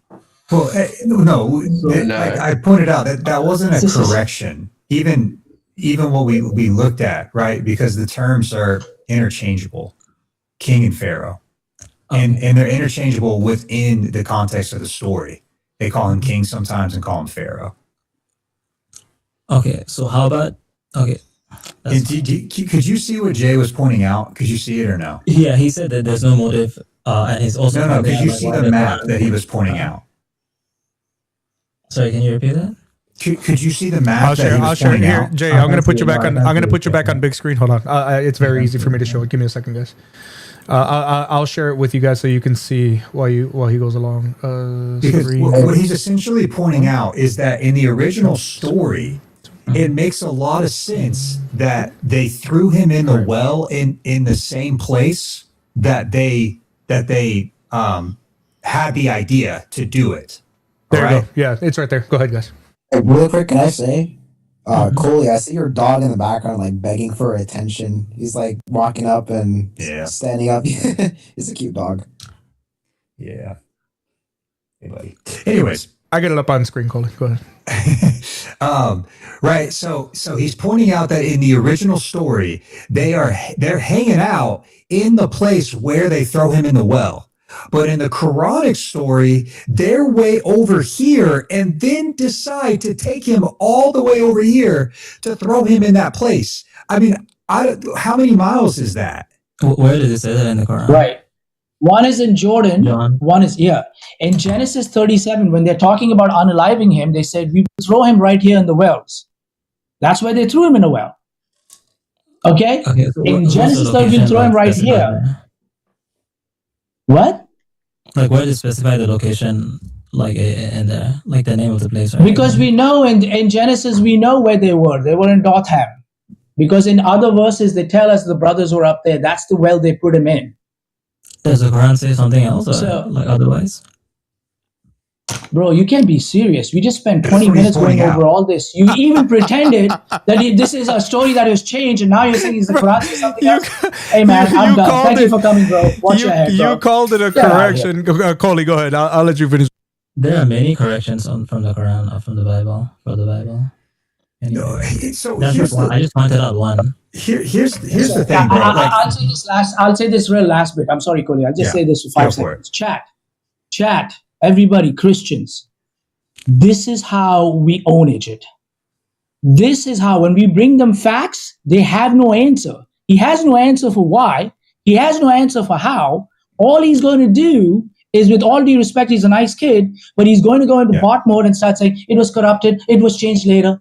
This is academic way of looking at things. What he's doing is Hail Mary, no pun intended, okay? Just throwing whatever the hell is out there because they have no answer. They've come up with an ad hoc, absolutely made up excuse of conscious headaches in 2025. Sorry, Coley, go ahead. No, I was just going to say, like, if we just kind of like boiled it down to like plain language, right? Because we're just trying to figure out like what is the most reasonable explanation for why it's different in the Quran, right? And the Muslim explanation is that Allah is correcting it, right?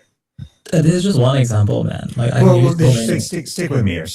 I'll stick with you for here. And then like the Christian, Jewish, like honestly, just non-Muslim, most likely even atheists, like they're looking at it going, it's not a correction, it's a mistake.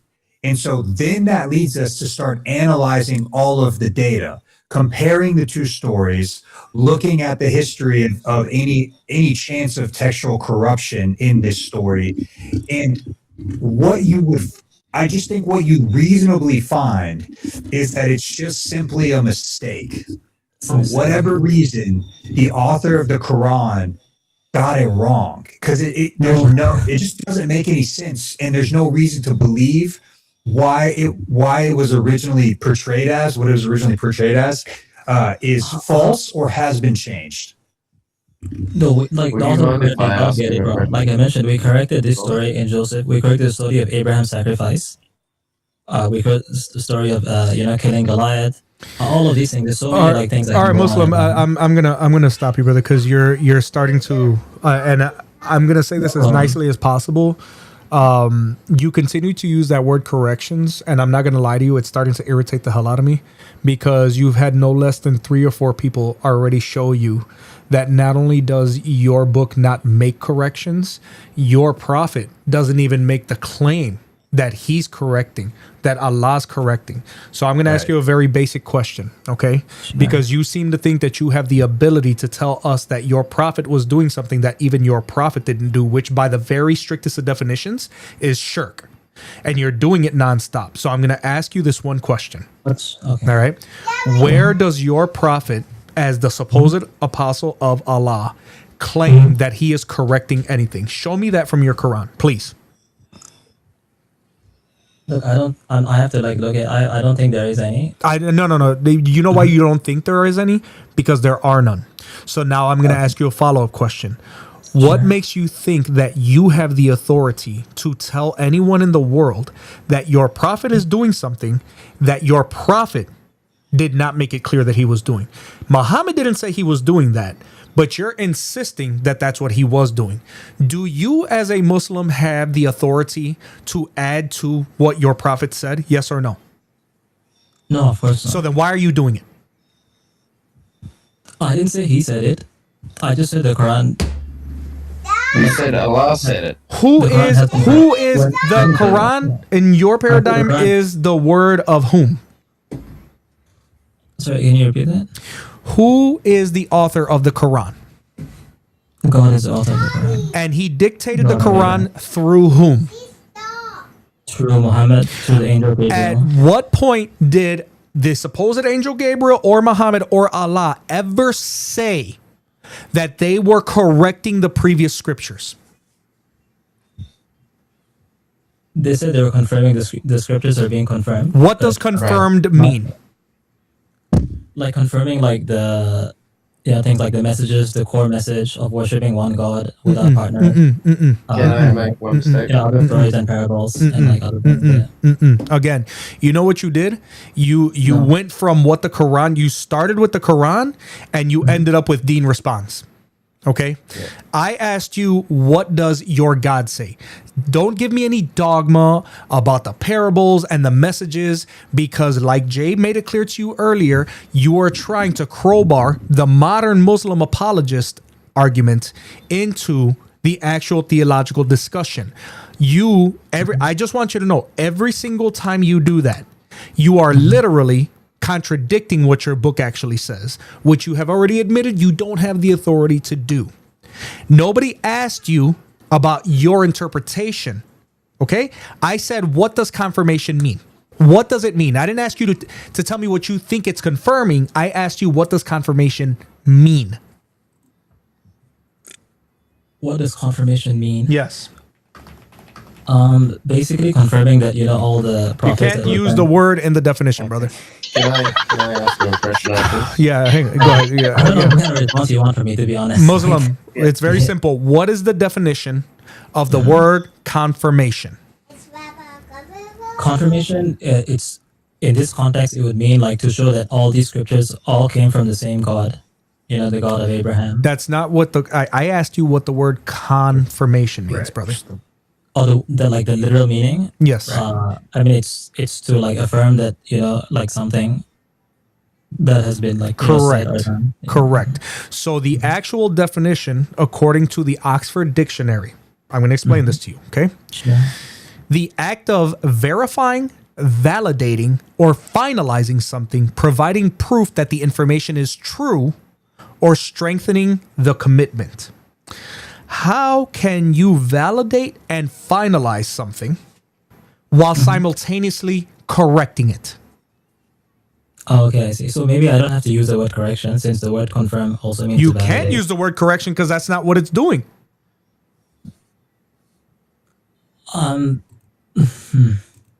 So have a think about it for a moment.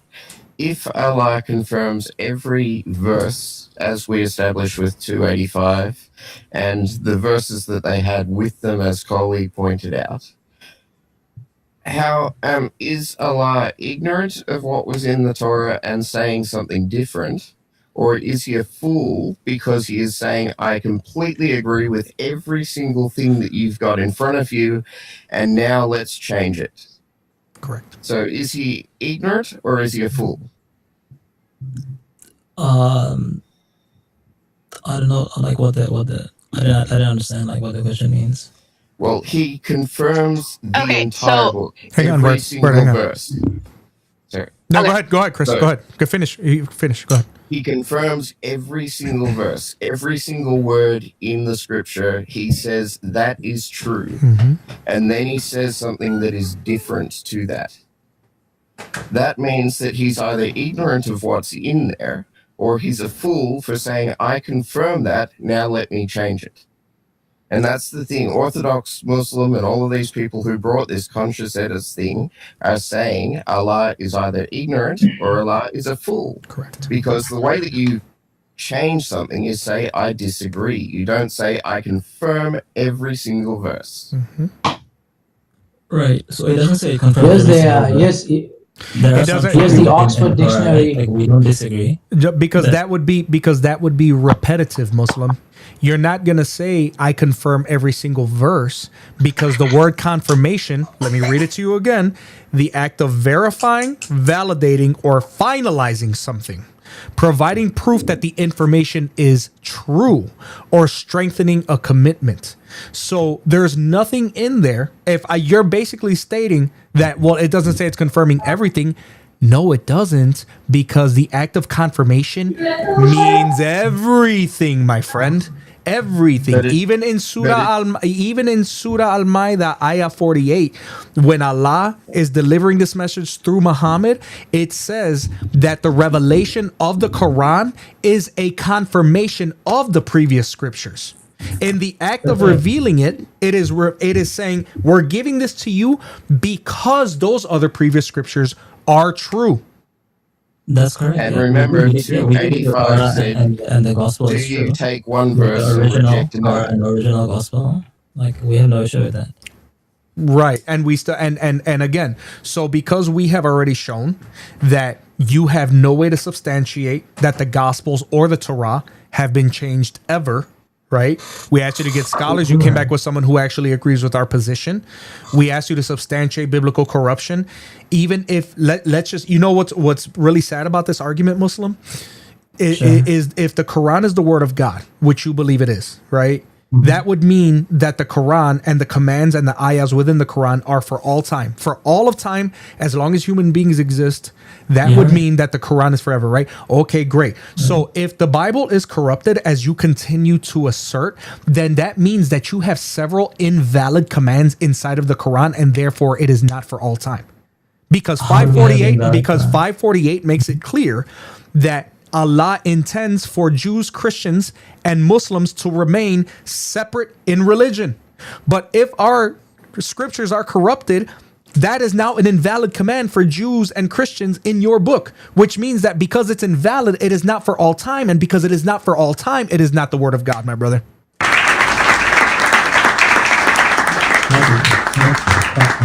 I mean, I can't be any more clear than we are. Coley has been extraordinarily patient with you, and you continue to kind of repeat these buzz phrases that you've heard from no doubt your apologists that you think are your top guys. But at the end of the day, this is where they've left you. Okay. So I'll leave just with one question. I have to go. Okay.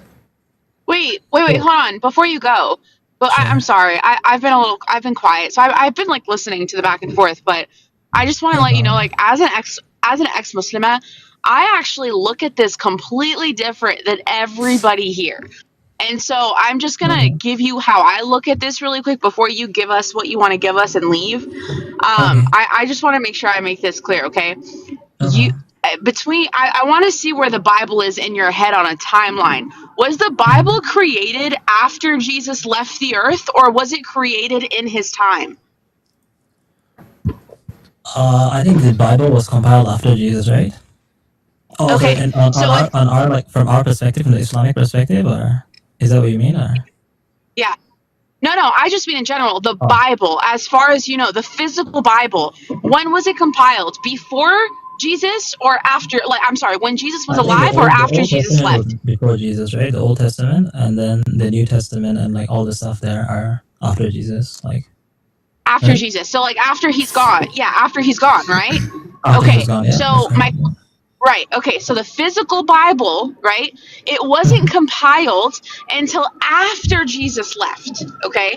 So if the physical Bible's not compiled until after Jesus left, then Muhammad, what he's telling the Muslims is that Bedehum, right? The in between their hands was what God gave to them, meaning the Bible the Christians and Jews had Bein Edehim, right between their hands, is what God gave them. And you just told me that the Bible was created after Jesus left. So how does that work? How do you corrupt something that wasn't even created left? At the end of the day, like, I mean, I don't know. I'm not sure what the question is, but like, you know, the word of God cannot. Oh, I don't know. Okay, hold on. Hey, slow down. Just take a breath for a second, okay? How do you corrupt a book that wasn't created until after Jesus, right? So Muhammad is trying to say the Christians and the Jews between their hands have the book from God, but that book wasn't created until after Jesus left. So Muslims think that that book was given to Jesus and then somehow it was corrupted. The Injil is not a physical book. And you know that, right? Like it's like a lot of Muslims, especially if you're Sunni, they believe the Injil is spiritual because there's nothing left of it. The only thing that has ever existed is a book that was created after Jesus left. There is no book that was given to Jesus. If there was, and then they created the Bible, that would be a change. But Muslims don't have evidence of this first supposed Injil. Do you see the problem?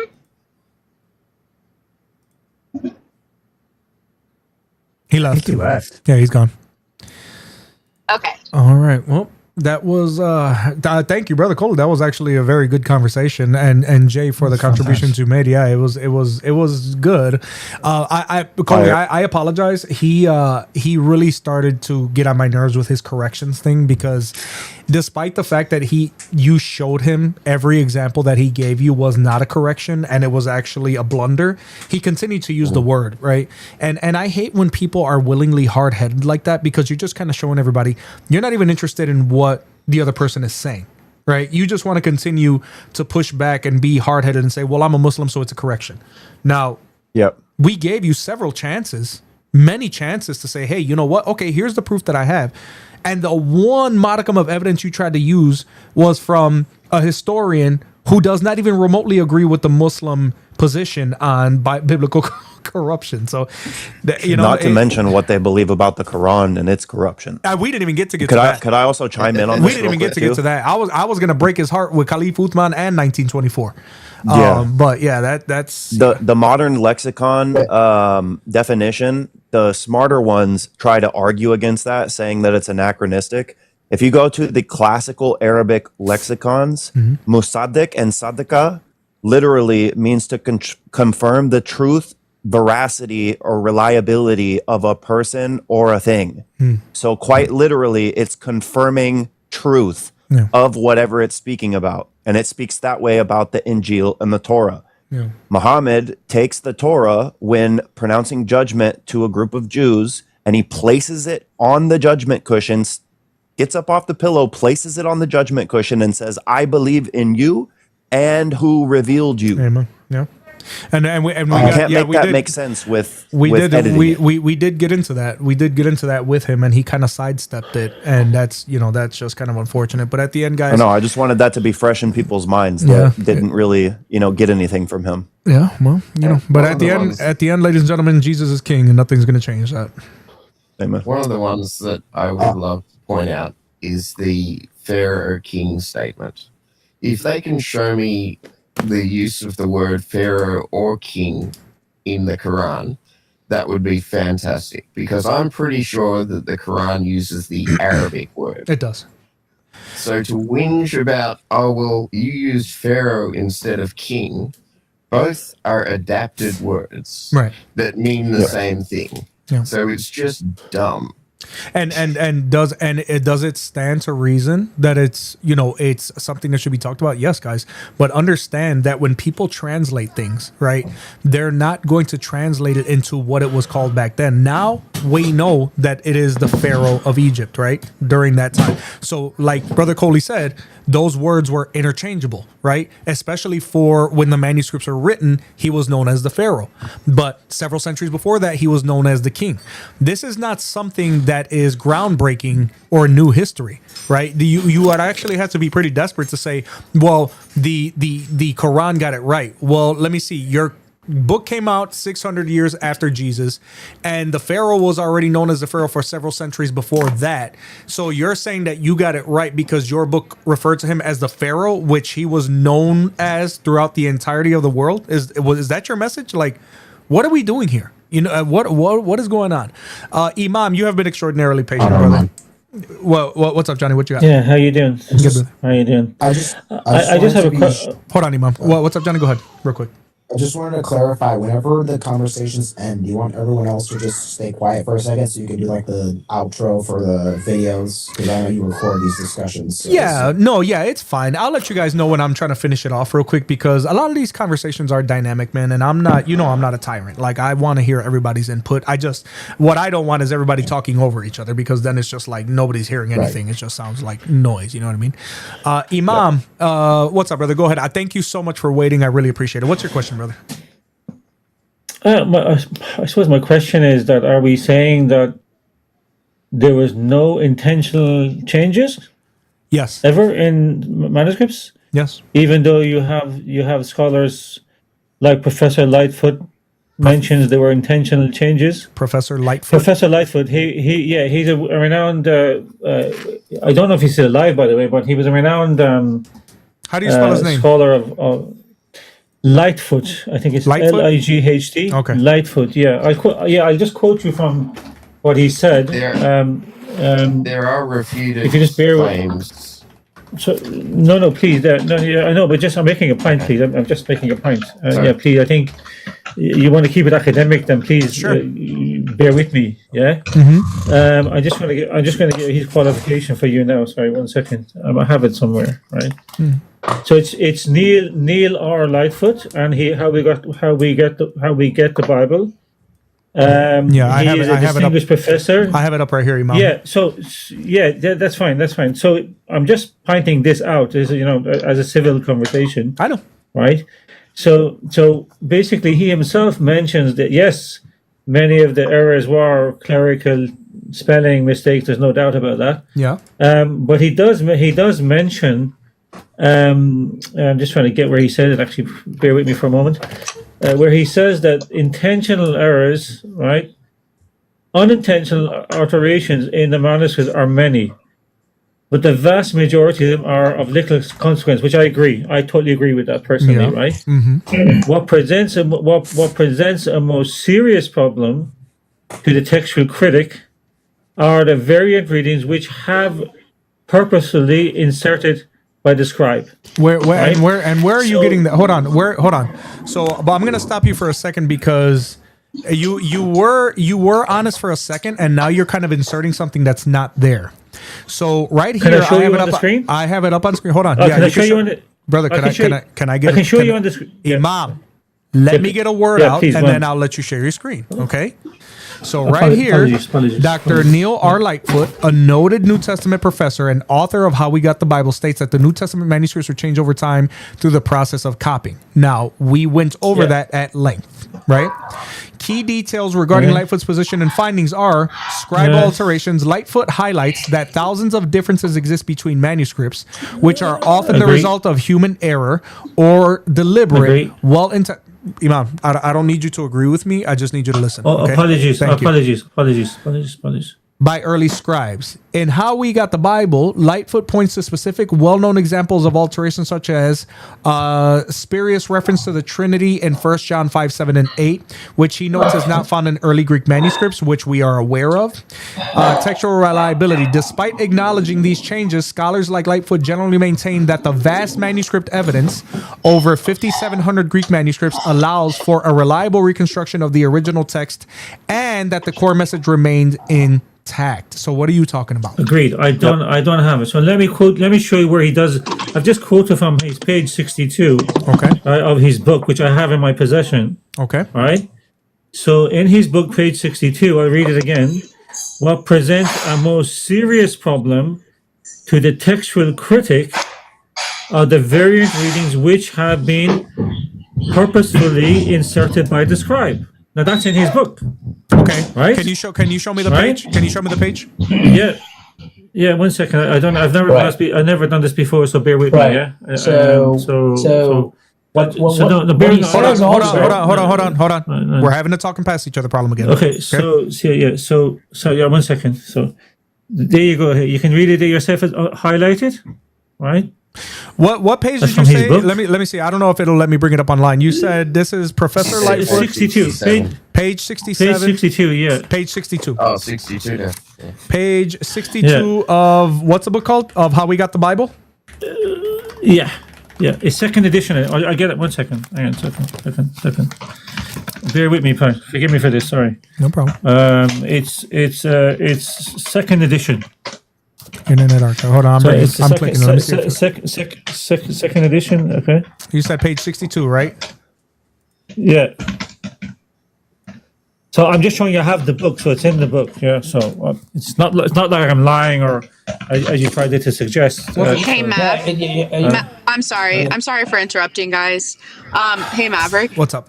Can you just really quick clarify for me the argument between is he trying to argue right now of a textual variance? I'm not arguing this point at all. I'm not even arguing. I'm just making a comment. What he's saying basically is that he's actually so we're not disagreeing that he said there were some intentional edits.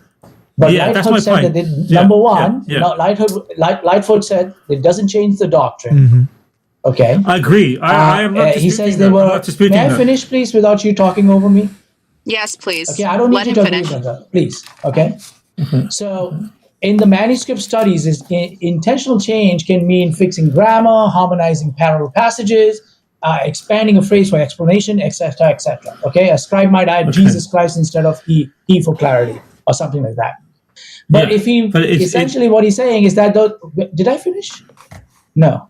So now the problem is that if he thinks that's corruption, then he gets into big problems with his qirats. Because if you're saying that admitting scribal changes proves corruption, then the Quran has qirats, variant readings.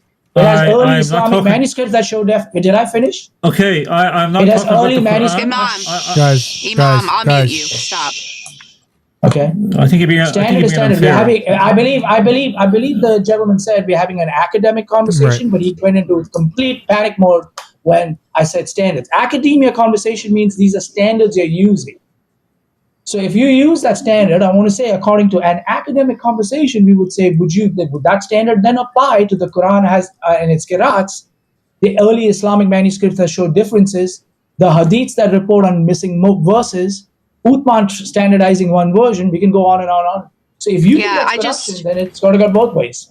Yeah, I had to make sure I asked that question because I wanted to make sure that we were talking about if he's trying to argue textual variances would then make it so that our texts are unreliable in the point of which they're trying to give us, then yeah, Jay's right. Then it's a double standard according to Jay's trying to say you're acting from a double standard. All right, so Imam, to add clarity, I have the book up. I have the PDF. I don't see anything on page 62 that you said. It's the page 62. Well, I just showed it. I just showed you. Well, listen, please, listen to me. I'm a man. No, 1 second, please. I'm a man of integrity. Okay, right? can you show it to me? No, you're not. I have a. Yeah, no, hang on. I'm showing you. You're twisting the words. Why are you laughing? I mean, I think because you're twisting please. it. This. You're not an academic. We told you it says it. We told you it says it. Just let him lie. It's okay, Jay. Jay, just let him lie. Just let him lie. Yeah, you see now. Look. Here we are. In a very short time, you've called me a liar, which I'm not, right? I have the book in my library, right? Okay. I have a book, a physical book. Can you show it to us? I have shown. Well, I've just showed you the copy of it because I'm not in my office. Right? Okay, all right. So you don't have it now. I've just showed you a photocopy of the book, the actual photocopy of the original book. So to call me a liar is wrong because I have the physical book. The second thing I would say to you is, I'm not talking about the Quran. I never asked about the Quran. Okay, Mom, I'm simply trying to. Right, we're not talking about the Quran either. I don't care about that. But, yeah. But the point. So what I'm asking you, can I show you something? Imam, what I'm asking you is, what you did was you brought us a scholar that pointed out what Coley and Chris and Jay and myself have already acknowledged painfully countless times over the last 2 hours. No one here ever said that there were not textual variants in our manuscripts. We actually embrace the textual variants because we do so knowing that it doesn't change anything about our paradigm. It doesn't change anything about the message. So what you did was I agree. No, I agree. Don't say what I did. I agree. Imam, can I finish my thought, brother? Can I finish my thought? So yeah. I don't understand why you brought us a scholar.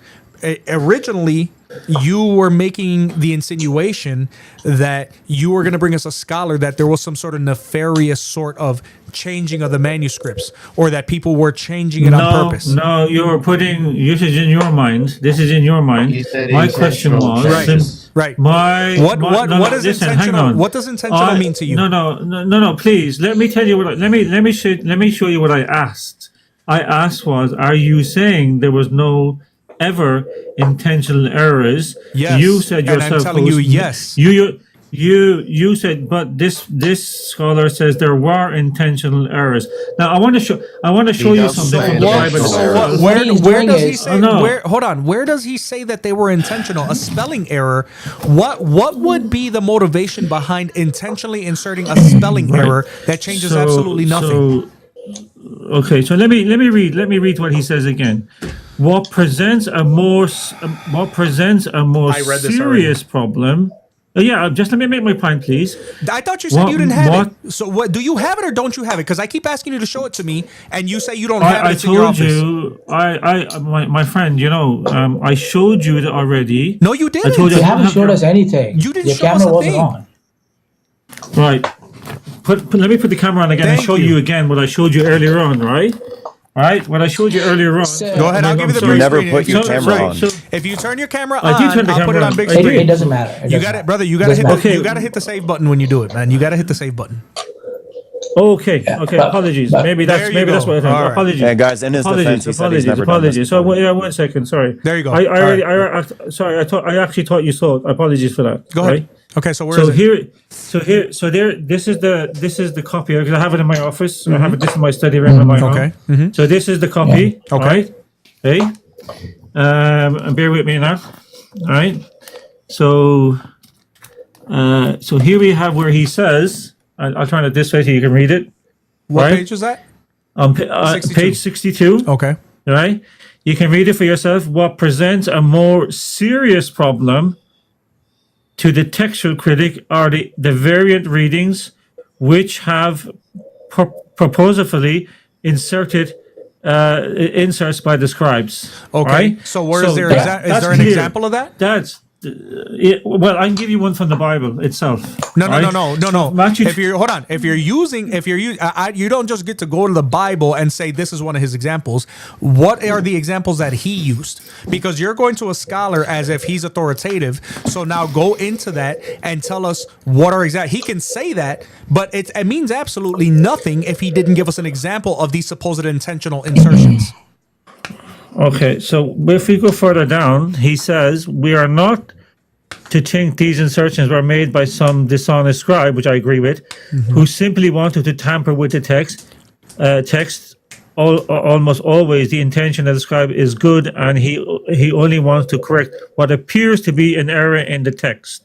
Right? There It goes you on. go. It's very long. If you want me to, if you want me to, Yeah, I read the book. hang on. Hold on, Imam. Hang on. Appears to be. Imam, He just baked I himself asked in. you, Imam, I asked you. I'm sorry, Jay, I muted the wrong person. Where's Imam at? Oh, here. Yeah. I'm sorry. I got to shrink him down. All Imam, right, I asked you. so- Imam, I asked you for a specific example, right? Because here's the thing: as a Muslim, you can appeal to a scholar, which you guys do a lot, and it's fine. But scholars are human beings like everyone else, right? If you're gonna say that a scholar said X, Y, and Z, and said that a scribe inserted things, okay, great. But then what I find dubious is that this person stated this, but then didn't give an example and didn't say, here, this was one of the things that was inserted and here is the proof. Notice what is glaringly absent from there is that there's no example there. He's just saying that scribes probably had good intentions and changed things even though they had good intentions. But if you're going to do that, ladies and gentlemen, would it not be pertinent for you to show people, hey, this is one of the things that they changed or inserted, even though they had good intentions? Yeah, I actually, listen, I've read the book, dude. So what he's doing out here is, and he actually baked himself when he continued reading on it. He said that the very same scribes who did it, he said they didn't do it with any bad intention. And that it really doesn't make any difference to the overall doctrine. So I'm not sure what is he trying to say is that, when he says intentional, are you suggesting an intentional change is a corruption? Is an intentional change a corruption? It is an intentional change a corruption? Listen, I have never used the word corruption. He will never answer it. Okay. All right. So if you haven't used corruption, so what is your point? I never used the word corruption. I used the word Okay, then what's editing, your point? Right? Right. So let We me say show there you are some something. scribal edits. Yes, we've already let me been show through you. some scribal errors. So let me show you. Okay. Let me show you. Let me see if you heard me So let me show correctly, you. brother. We agree there are some changes made by the scribes. Let me show you. We agree. Let me show you. We agree. Let me show you. Listen, Guys, we're please. just talking past each other. Yeah, we're just talking past each other again. Hold on. Yeah, Imam, exactly. take a breath, So dude. my friend, I am so cool about this. You are the guys getting frustrated. What? You are the guys getting frustrated, not me. Right? No, In Imam, Matthew what's tw- happening is that we were having a dialogue and now you're just rambling over people. Coley, you look so frustrated, bro. I don't even know what to do with you, man. Well, I read the rest of the page and I saw what it was referring to. Yeah. What was it referring to? It was referring to Matthew 11:19, where at the end of the verse it says, yeah, wisdom is justified by her deeds. But even if you go on just like Bible Gateway, the footnote says some manuscripts say children. Yeah. Wow. That's it. I mean, that's what I see on the page at least. Right, yeah. There's another example which quite a few scholars quote, which is the difference between the Masoretic and the Septuagint. The Masoretic says that it was the coat of many colors. The Septuagint says the ornately decorated coat. That's a change. That's a change. That's a change. They are a change, but do that's they a change, anything right? important about the story? So can I show you? Can I just please show you one what thing? does it mean? Why What does it are you mean not? if it's a change? Hold on, Jay. Hold on, Jay. Explain to us what it means. Jay, I wanna let him in good faith. Thank you so much, Brucey. Thank you so much. And Jay, let's let him show here. Yeah. This is what we're gonna do, Imam, because I don't like when these things turn into just everyone talking past each other, and I don't think it's like we're not listening to you, you're not listening to us, right? Okay, so I'm gonna extend you an olive branch. I want you to show us whatever you want to show us, okay? And I want you to speak and say everything that you gotta say, and then when you're done, we're gonna respond to it. Please. When we respond to it, I do not want any interruptions. You're doing it right now. So when we stop talking over him. When we respond to you, we don't want any interruptions. Can we agree on that? Imam, are you there? I agree fully. Okay, go ahead and show us what you're going to show us. Make whatever point you're going to make, and then we'll respond to you. Go ahead. Go ahead. Okay. Yeah, so I'm just getting the camera on. Sorry, I wanted to show you. So 1 second. Okay, baby. 1 second. So, bear with me. I apologize for this, but it's just the camera. I'm not used to these things. So, on my phone, that is. Hang on. Look, Coley, I have a I'm puppy. trying to press save, but it's not coming on the camera. Yeah. So, how do you put the camera on? What's going on It's here? already on. We can see Okay. it. We can see it. So I'm sure you already know about this already, but hang on, it's not working now. Yeah. No, it's working. We see it. So you know in Matthew 17:21, the verse 21 is missing, and it's not in some of the manuscripts. It is in some of them. It's not in others. And it's my camera's not working, so I can't show you. So in Matthew 20, this is the NIV. Imam, we can see. Okay, We it's in can the see, King James version, Imam, but it's not in the NIV. Imam, we can see your camera, just so you know. We keep telling you. Can you hear me when I'm talking? 1 second. Yeah. Can you hear me? Okay. Yeah, we can see. Yeah, I can hear you now. Okay. Yeah, I can hear you now. Yeah. So here you see that the verse 21 is not there, and if you go down to the footnotes of the NIV, it explains what it is, and I think that's a very important teaching of Jesus, which for whatever reason, one manuscript has it, another manuscript does not have it, right? And it says here that some manuscripts and then it goes on to, but this kind does not go out except by the prayer and fasting, which has been removed from the NIV English translation. It's in the King James Version. I mean, I can show you others as well. I can show you where the ascension to heaven has been removed. Included in Mark. Yeah. In Mark's version of the story. So it's not like this is. Yeah, right. No, that's fine. No, hang on. No, Imam, please. what did I tell you? Imam, you see what I'm saying? We let you say what you were gonna say, and now Coley is responding, and you not holding up to your end of the bargain. Let him respond to you. Okay, I let him finish, then I go back. Yeah. Oh my God. I apologize. Yeah. Yeah, well, like Imam, I apologize. What are you showing here? So, okay, some manuscripts don't have that verse in Matthew, but it's in Mark. So there's not a problem here. Okay, the first problem for me is which one is true? What do you? And why was that one kept out? Why was it? Why was it not? Why would the scribe let me- remove it from Matthew? Let me ask you this. Okay. Do you know the construction typically how they believe that the synoptic gospels are brought together? Sorry, I missed that question. Sorry.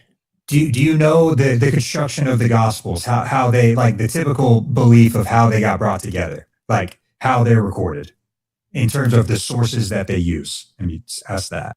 Yeah, I believe Mark copied from what was known as Quilla, a manuscript that people believed existed. I know that they believe that the others copied. I know that they believe. Well, but Quilla, yeah. You got into a fictional queue? Matthew and Luke used Mark. Yes, exactly. That's my point. And they believe Mark copied from some manuscript, which they assume was Quilla. Q is used as another source for, this is the argument for Q, that it's another source that Luke and Matthew both shared that Mark didn't have. So that's why there's some connections between Matthew and Luke. Yeah. But Q is irrelevant to this because this is a direct connection between Matthew and Mark, right? So to ask if it's true or not is simple to believe that it's true because Mark is Matthew's resource. So whether or not I agree with that, is irrelevant. Does that make sense? Okay. Imam, let the man finish his sentence. You keep talking over. Calm down, dude. And go to Mark 9:29. I'm very polite. I said I agree with him. So please, Mr. The finish, please. You're the one who's interrupting. Yes, but you're the one that's not following up to his bargain. You said that you wouldn't talk past him, and you're doing it in agreement. I didn't. That's literally going against your own word. No, can you turn to Mark 9:29 for me, please, sir? I don't need to. I know it. Oh, you don't need to because you know that exact same thing that you're saying is omitted from verse 21 is there. What I mean is that so it literally doesn't change doctrine. Let me explain. Stop.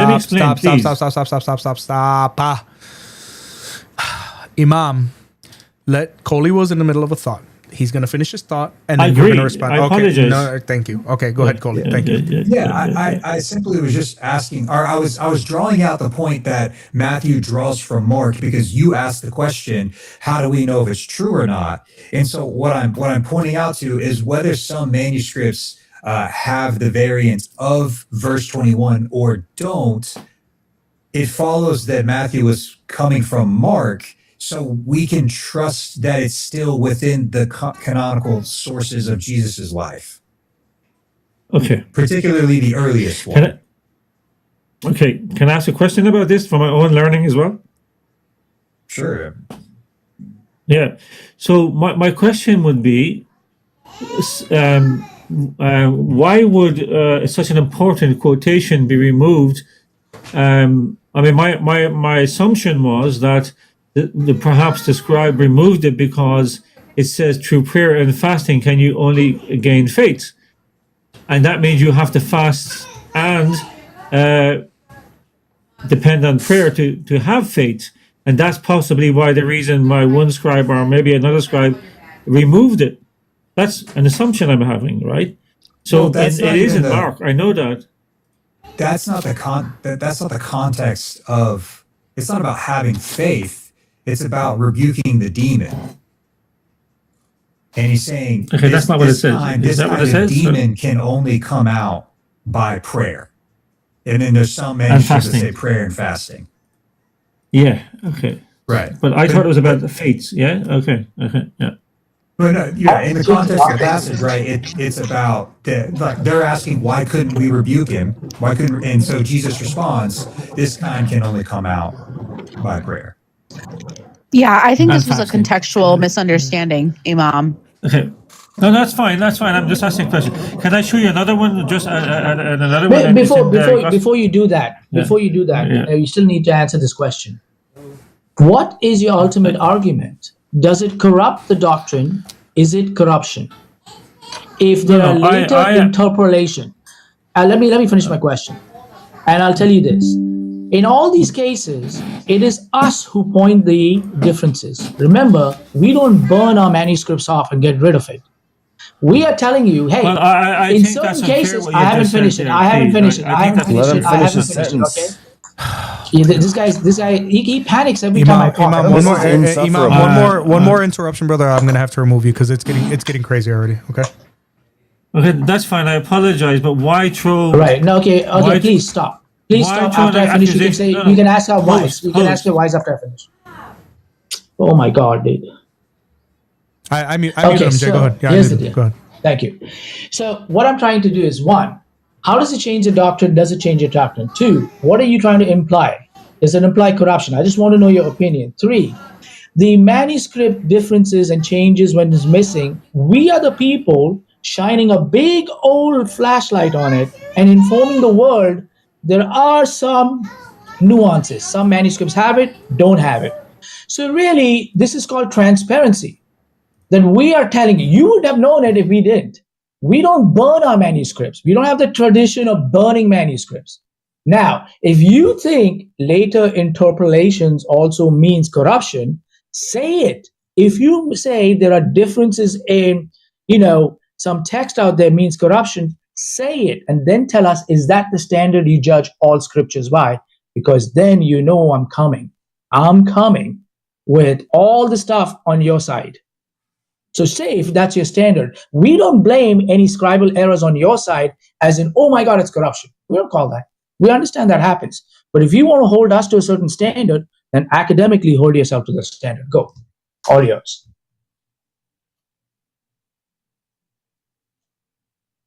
You have to unmute. Imam, you have to unmute yourself, brother. I've never used the word corruption for the Bible. I have great respect for the Bible. I do believe that editing did happen. That's what I was taught. So that's what I know. I mean, Bruce Mincer himself has written on this extensively about the editing of the variants. That's well established. I mean, I know you're probably a scholar, Jay. I don't know if you're the scholar. Apologize if you are. I don't know. So scholars do know and agree to this, that there has been editing of scriptures. Doesn't change the message. I agree with that as well.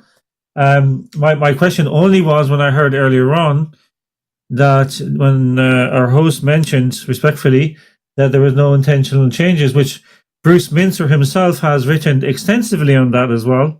I've read his books, a lot of his books, and my own teachers, by the way. I'm a former Christian. I studied biblical theology, historical theology, etc., from Trinity University, Dublin. So I know that there has been this ongoing issues with manuscripts. So that's why I only brought the subject up regarding was there intentional, not intentional, when we know there was some intentional editing. Now, I mean, what I want to show you now is in the Gospel of Luke. Imam, you said that Bruce Metzger said that the scribes changed things intentionally. No, I'm just generalizing it. Apologies. What I'm saying is, if you look at Bruce Mincer's quotation here from his book, right? That's his words, not my words. No, right? I'm asking you to clarify. Is your position that Bruce Metzger was making the insinuation that the scriptural errors, the scribal errors, were intentional? What I'm saying is, I'm just trying to find one for you now from his book. Brother, I'm gonna ask you one more time, okay? Is your position that Bruce Metzger believes that the textual variants in the New Testament were intentional? Yes, I believe he mentioned that there were scribes who deliberately. No, the quote here, as soon as you search it, according to biblical training, even the Bart Ehrman blog, and Bart Ehrman is not a Christian, just so you know, says Bruce Metzger recognized. I'm talking again, bro. I don't understand what it is with the Muslim culture. I don't get it. دور روحك إمام, okay? I don't understand. It's Okay, like I you just told guys him to know call. you guys know what's about to happen, and you think that talking over people is going to stop us from putting the truth out there. Yeah. If anybody were to search up, I said, does Bruce Metzger say that textual variants are intentional? It says no. Bruce Metzger recognized that while many textual variants in the New Testament were unintentional and accidental, a significant number of alterations were not intentional, regardless of what popular opinion states. So why are you lying? Okay, I didn't So lie. I'll be charitable to him. I'll be charitable to him. No. Let him answer, Jay. Jay, I'm gonna help Jay, you let out. him answer. No. Jay, don't help him right now, please. Let him answer. I don't need help, by the way. So, I want to show you from the Gospel of Luke where it says that the ascension of heaven is not here. In this particular one, the ascension of heaven is not there, right? I don't know what happened there. Something came up. Sorry, what happened? Sorry. So No the concession ascension on of Matthew and heaven. Mark. Crazy. Yeah. So no, just one. Bear with me. So this Bible here, okay, this Bible here. All right. If you look at what it says here, that the ascension of heaven is not here in this particular Bible, and if you look at the footnotes, it says some manuscripts have it, some manuscripts don't have it. So the ascension of heaven is not in this particular Bible, right? And it's in other Bibles. So that shows that if it says witnesses was carried up in some manuscripts, right? So this Bible doesn't have it. So this obviously poses questions. So why did one manuscript have it? Because the focus is yes, different. it does. So why would one manuscript have? Because they knew there were other then, manuscripts please. talking about something. Sometimes the focus was a little bit different. Listen, I'm going to be charitable with you and say, I just have a it question. doesn't prove corruption. It doesn't change the doctrine. And you know that, sorry about my dogs, but all of that stuff. I want to get to the real meat and potatoes of something. What do you think on preservation? What is important on preservation? Do you think if somebody destroyed manuscripts because they wanted to hide something, is that worse than someone omitting something on certain manuscripts and certain manuscripts having it? Do you think an intention to destroy manuscripts because they wanted to hide something is corruption or not? Well, I'm the first to admit. Sorry, maybe I'm wrong saying I'm the first to admit. Apologies. I would say I'm one of those Muslims who believe that the Quran needs textual criticism. I believe it should be done. I have no problem with that being done. It's a very complex area, just like the manuscripts, the variants of the Bible, New Testament has been for many years. That's why textual criticism became a science in the early. No, I'm answering you. Please, bear with me. Give me this time now, please. Just bear with me. Right? Go ahead. The textual criticism, which was developed in the early 19th century, late 18th, early 19th century, was developed because of the variants, right? And that's fine. That's great. I've studied textual criticism, so it's great. I loved it, and I still love it, right? For many years, Muslims used to avoid discussing this thing, and they started discussing this thing in Speaker's Corner in 1994, 95. I was there at that time. Brother, please answer my question with all due respect. This guy answers questions like Donald Trump. This is crazy. So I think my this is really question to unfair. you wasn't about textual criticism. I'm not talking about textual variants. Listen to the question I asked you. I asked you specifically, is destroying manuscripts in an effort to hide things corruption and a bigger concern for you, other outside of scribal textual variants? Or is textual variants a bigger concern for you? I will drop you if your answer is not direct. I'm just warning you right now. You are going to get dropped. No, it's okay. So just Imam, just follow the question. Destroying manuscripts in an effort to do that. Okay. I will answer that. I will answer you. So go ahead. Yeah. Let me answer, guys. Yeah. So I don't think those manuscripts you're talking about that were burnt because they're hiding anything. So that's first thing. They weren't hiding anything at all. If you study the in depth, critically, fully, the manuscripts, meaning in Sahih Bukhari, etc., etc., etc.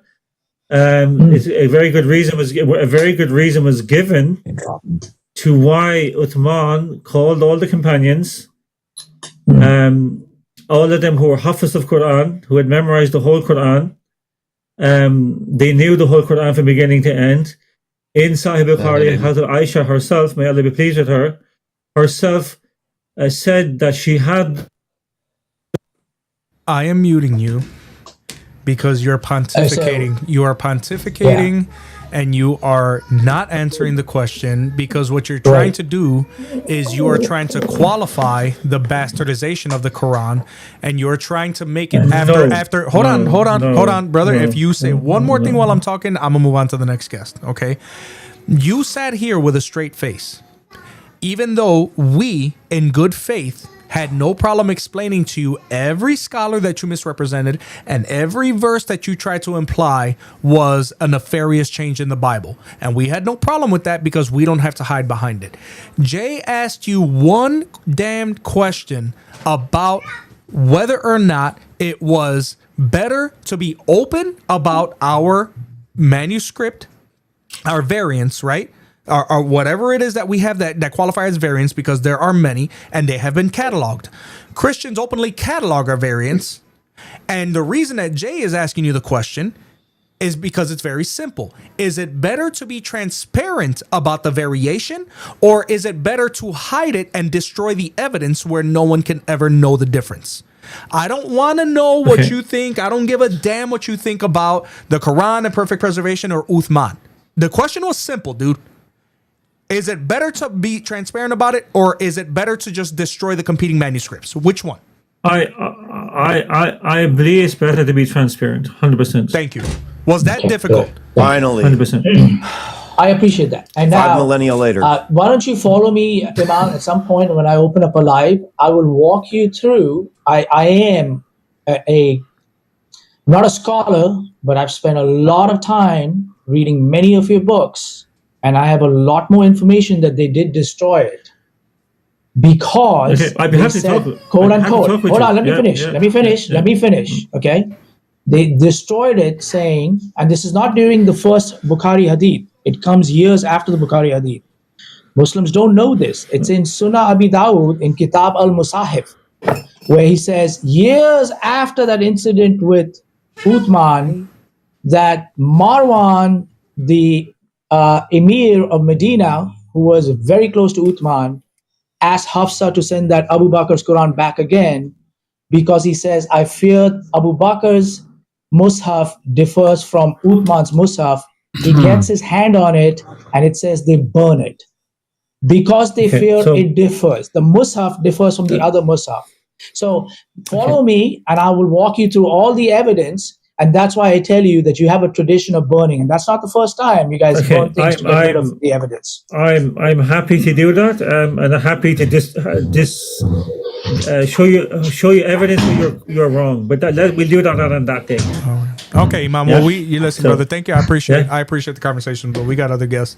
I'm grateful. I appreciate you coming by, brother. But it took us over. You guys didn't think I'm lying. It took us over an hour to get a straight answer from that guy.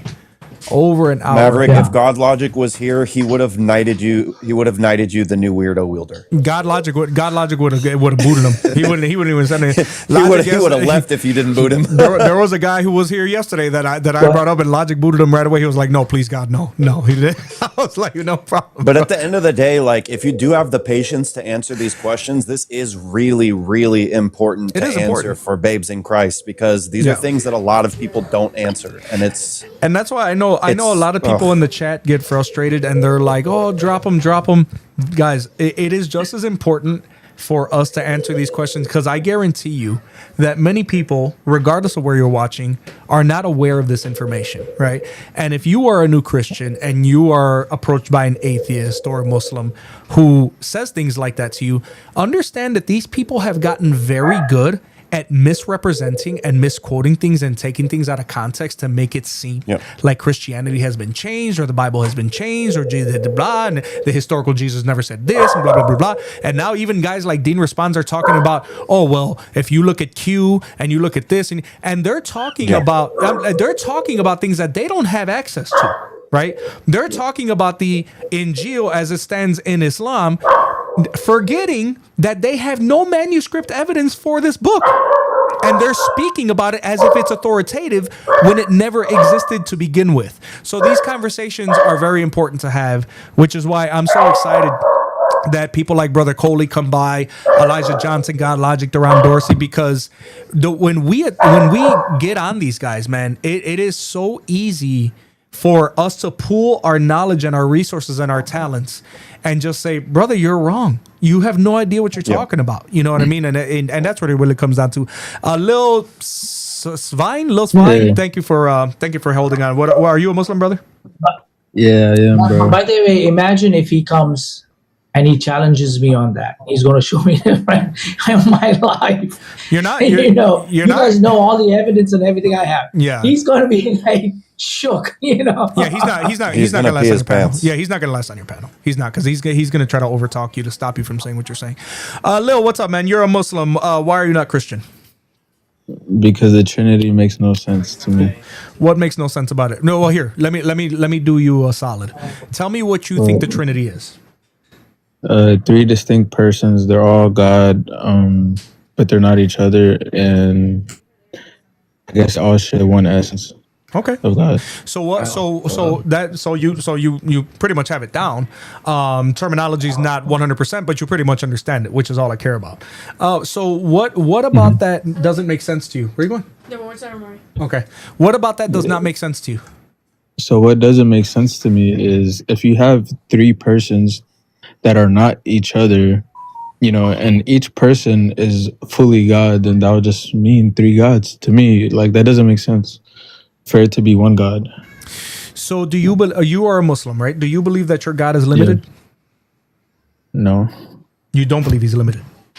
No, but I also don't think he contradicts himself. Like, nobody. The concept of the Trinity is in no way contradictory to God's nature. What I ask you is, do you feel as a Muslim that you have the ability to tell the world how God can exist, in what forms he can and cannot exist? Because what I hear from you is that because we have a triune God and it's still only one God, you have a problem with that because apparently it's something that God cannot do, despite the fact that you said God can do anything, right? It's not sorry, but it's not that I have a problem with it. It's just it doesn't make sense to me. Right. So what about it is nonsensical to you? Because if you believe that God is all powerful, do you believe that God can take any form that he wants? Yeah. Okay. So can God enter creation? Sure. I guess. Sure, yeah. Sure. Are you sure you're a Muslim?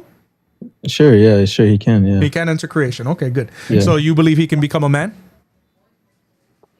You see, the difference with that is I'm just asking, do you believe he can become a man? No, I don't believe he can become a man. So you do not believe in an all-powerful God, my brother.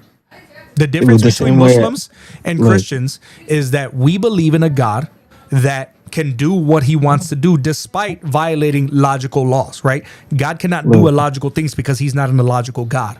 But existing as 3 persons is not illogical to us because he's all powerful. He can exist as 3 persons if he wants. He's a triune God because he is a relational God. You don't believe that because you believe that God is far away and cannot enter creation, cannot become a man. You believe in a limited God. It's not a limited God, I would say. It's just, like, for example, God can't lie. Like, there's certain things that just God doesn't do because it's right, because lying, right, it's a sin. I know that. His nature. I established that already. But the reason these things don't happen with God is because they contradict his nature. So explain to me, and through any premise that you want, how it violates the laws of contradiction or how it violates the laws of God's divine essence to exist in a triune nature. Can I finish my question? Can I finish my question? Go ahead. Explain to us how it violates God's logical existence, okay, to exist as a triune God? Okay, first, he can't exist as, you can't say that you have three persons, right? You know, they're all fully God. Like, for example, like, okay, the Father is not the Son, right? No. Okay, the Father is fully God, right? Yes. Okay, so if he's like fully God, that makes him, sorry, shit. Hang on one second. I'm sorry. Go ahead. My wife was talking to me. Go ahead. Maverick, You go when ahead. it's a good time, can I interject something? Yeah. Go ahead. I'm sorry. Finish your question, brother. Yeah, yes. So he's fully God, so that makes him one God, right? Like the Father. Okay, so the person is a person, right? The And person, the divine essence is the divine essence, right? they can share the same essence, but Correct. nature. Correct. Yeah, the person holds the nature, and so it would be three gods still. If we say three persons or three, like, you know? So what you're doing is you're kind of just stringing words together and then eventually getting to the conclusion of it's three gods. You have not in any way How? philosophically or through any sort of metaphysical language explained how it is three gods. You just keep Okay, saying, look, well, let there's me one explain. person, and then Let me make it hold clear. on. What is essentially what you're saying is there's one person and he has the divine essence of God. There's another person, he has the divine essence of God. So what you're doing is you're doing simple addition and then saying, therefore, three gods. That's not what we believe. Exactly. That's not how what we you believe. count. How do you count? Yeah, then? but what you're doing is, again, you are trying to sidestep what I already explained to you. No, I already understand what you explained to me, but I'm explaining to you how it doesn't logically like You track. didn't, hold on, everybody, hold on. You didn't explain, you didn't invoke any sort of logic. Let me be clear then. Okay? Then be clear, please. So the Father equals fully God, right? Yes. He's not the Son. The Son equals fully God, right? Yes. Okay, the Holy Spirit equals fully God, right? Yes. And they're not each other, right? The three persons are distinct from one another, correct? Yes, so they're not each other. Okay, you have three persons that are all fully God and they're not each other. That would be three gods. No, that would mean that That's they are why. all part of the same divine essence. Do you know the difference between person and being? No, explain it to You me. clearly do not. We believe So that God is triune, meaning that he is one being, but exists as three different persons who are all part of the same divine essence. So you It have can't be one one being being. that encompasses you. No. You don't get to say it can't because you can't explain how it can. Which is why I I told can. you to show us your horrible attempt at arithmetic is not helping you. It's not. Okay, Because because look, we made it clear, but so they bro, share the if you same. listen, stop. Nuh-uh. Stop. Yeah, Nuh-uh. exactly. Maverick, That's may what I he said. explain Nuh-uh. this for manifesting? Okay, again. I'm not saying I'm gonna explain it. Okay, yeah, please explain it, What but are you actually, saying? you like do a thorough explanation that shows us how you got to your conclusion Look, this time. brother, look, because things can share the same essence, that doesn't make them one. Like, we share the same human essence. We're multiple persons, multiple people, whatever. That doesn't make something one. So if you have Are three you persons, God? Are you God? you're just saying, oh, we can't understand God. Don't equate Like, it to that just people close. because you and I are both human beings, right? And body, soul, and spirit they're all Are parts. you and I human You can't beings? say God Are is you and parts. I human beings? Yes, we are human Okay, beings, so sir. we share a human nature, right? Yes. Do we have a divine essence that we share? Yes, nature is essence, brother. Do you know what essence is? Your answer It's is just- that we share wow. a divine essence? We share the same essence. Do we The share essential a that's properties okay, that make okay. us what we Hold are. on. I asked you a very specific question. Do we share a divine essence? Laughing like a 12-year-old girl is not gonna help you. We don't have Do a we divine share- essence Thank because you. we're not God. Thank you. You just said it yourself. You just buried yourself. We're not God. I didn't. So I you didn't made it bury clear. myself. Hold on. You made it clear that you and I cannot do something that God can do. Therefore, you Okay. acknowledged, stop talking while I'm talking. You acknowledged that God can do things that human beings cannot do. Human beings Yes. having and sharing a human nature is not the same as the triune God and the persons of the Trinity sharing a divine nature, being part of the same being. They are the same being. They are the one God. Whatever title you slap on it, so you're saying you don't count normally anymore with the Trinity. You have to count a certain way. Gosh. You don't count logically. Like Listen, counting. let me ask you something. Maverick, may I As real human quick? beings, You guys as throw human out all beings, logic. Can I please are real we quick? all? Guys, Listen, again, let me- everybody's let me- talking again. Hold on. Like this is why I'm not Christian, bro.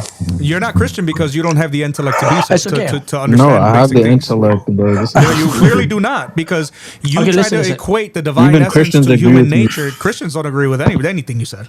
I don't know what the hell you're talking about. Maverick, may I real quick? Yeah. It's really quick, Unitarians I agree. promise. Unitarians are not Lil, Christians. Can I ask you something? According to 1785 of the Quran, can you comprehend Allah with your knowledge?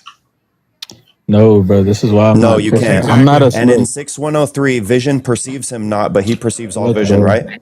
Look, I'm And not in a scholar. 4211, there's nothing like unto him in creation, right? Oh, you're already done. Finished. He just gave you the I'm I'm not not a scholar finished. line. I cooked He you just on your gave you. religion. Exactly. I never said. So you're holding You double just said I'm standards. not a You appeal scholar, to you mystery clown. with Allah. You just said, hold on, finish. Finished asked you Bro. about verses in your own Quran that make it clear Yeah. that you can't understand. Your speech pattern here makes it clear that you can't understand. And when finished used your own Quran to finish you off, your Okay, answer was, he can- I'm not a okay, scholar. finish me off, I'm not a please. Finish- scholar. I'm not a scholar. That's what you said. I'm not Can a I- scholar. No. But no. Come on, ask me. Go ahead, Jay. Can I just help him with this example, the human example How'd you you gave? keep I using want to tell you how it's That different. was just I'll that tell just you how wasn't the it's different, topic. okay? but- Okay, no, you just We give can the talk human. about We it. all Go ahead, have Jay. the human Go ahead, nature Jay. and everything else, right? Mhm. Okay, so understanding the human nature and persons thing. Hey, So call when it we talk about three human beings, let's for example say, I don't know, Matthew, Mark, Luke, okay, and the essence and nature, they all share a common human nature that you call humanity. Now, the persons in the hypostasis, however, Matthew, Mark, and Luke, are three distinct individuals who each possesses that human nature. So, in other words, Matthew, in this saying of the three people, is not identical to humanity itself. Mark is not identical to humanity itself. Luke is not identical to humanity itself. So, since each human possesses the nature of humanity but is not identical to humanity, this is why we count them as three humans. Okay? And he dropped. Because three persons He left, possess one Yeah, he nature left. but in a Jay. divisible, separate way. Jay, he left. He left. Can I expound on that real quick before we get to Dark Angel? After he said he debunked us and cooked us, he left, and nobody dropped him. Nobody dropped him because I get a message when one of the mods drops somebody, and nobody dropped him. Guys, don't come up here claiming victory when you make it clear that you worded the model for the Trinity right, and then said, okay, so if the Father is God and the Son is God and the Holy Spirit is God, then that's three gods. Right. But you made it clear that you understood what the Trinity was. You're just pretending like you don't understand how God can exist in different forms simultaneously. Maybe that's, I don't know. Coley, you've had this conversation a lot. What do you think about what just happened? Here's what I really think is they don't care about metaphysics. They just don't believe that God is triune because the Quran says so. Right. Like, Yeah, this they is don't like the argument that I brought. that's their real argument is the Quran says so. But you know what's crazy? When So the the irony is the that- finished work asked him about what the Quran says, Right. about how he doesn't even his first answer was, "Well, I'm not a scholar." Yeah, clearly you're not a scholar, because when we started getting into the metaphysics of it, you just started counting over and over and thought that was an intelligent argument. And I brought this up because I've seen God Logic wrestle with a lot of Muslims on this. And the best result is when I saw him bring these three verses. And this is something that Sam Shamoun and a few other in the Salam al-Masih group used too. You go to 42:11 because they say they reject the Trinity because they can't understand it. They can't conceptualize it or comprehend it. So therefore it doesn't make sense. Right. But in 42:11 of the Quran, there's nothing like unto him. Right. In 6103, vision perceives him not, but he perceives all vision. And in 1785, they cannot comprehend him with their knowledge. So by their own logic, if it's difficult to understand a reason, if it's difficult understanding, the Trinity, then by your own standard, you have to reject your own conception of Allah. Yeah. And you know we talked about that. Coley and Jay and I'm sorry, Coley and Bear and I, we spoke about that earlier.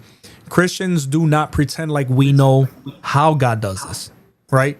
We don't pretend to understand how God. First of all, we can't understand everything. It's why when Muslims try to get into their dogma about what God can and cannot do, and they explain to us why he cannot enter creation, he cannot do this, I always ask them one question that straight sets them off. Excellent. So since you guys are the final revelation, explain to us how God created everything. Explain to me how he created the universe. Because you guys fancy yourself experts on what God can and cannot do, so you must know how he does it. So explain to us how. Oh well, we don't know how he does it. Yeah, we know that. Yeah, we don't understand. Of course you don't understand. You don't know. You guys at just some point started deciding that you were the arbiters of what is befitting and not befitting of God's majesty, and so therefore now everybody has to listen to you.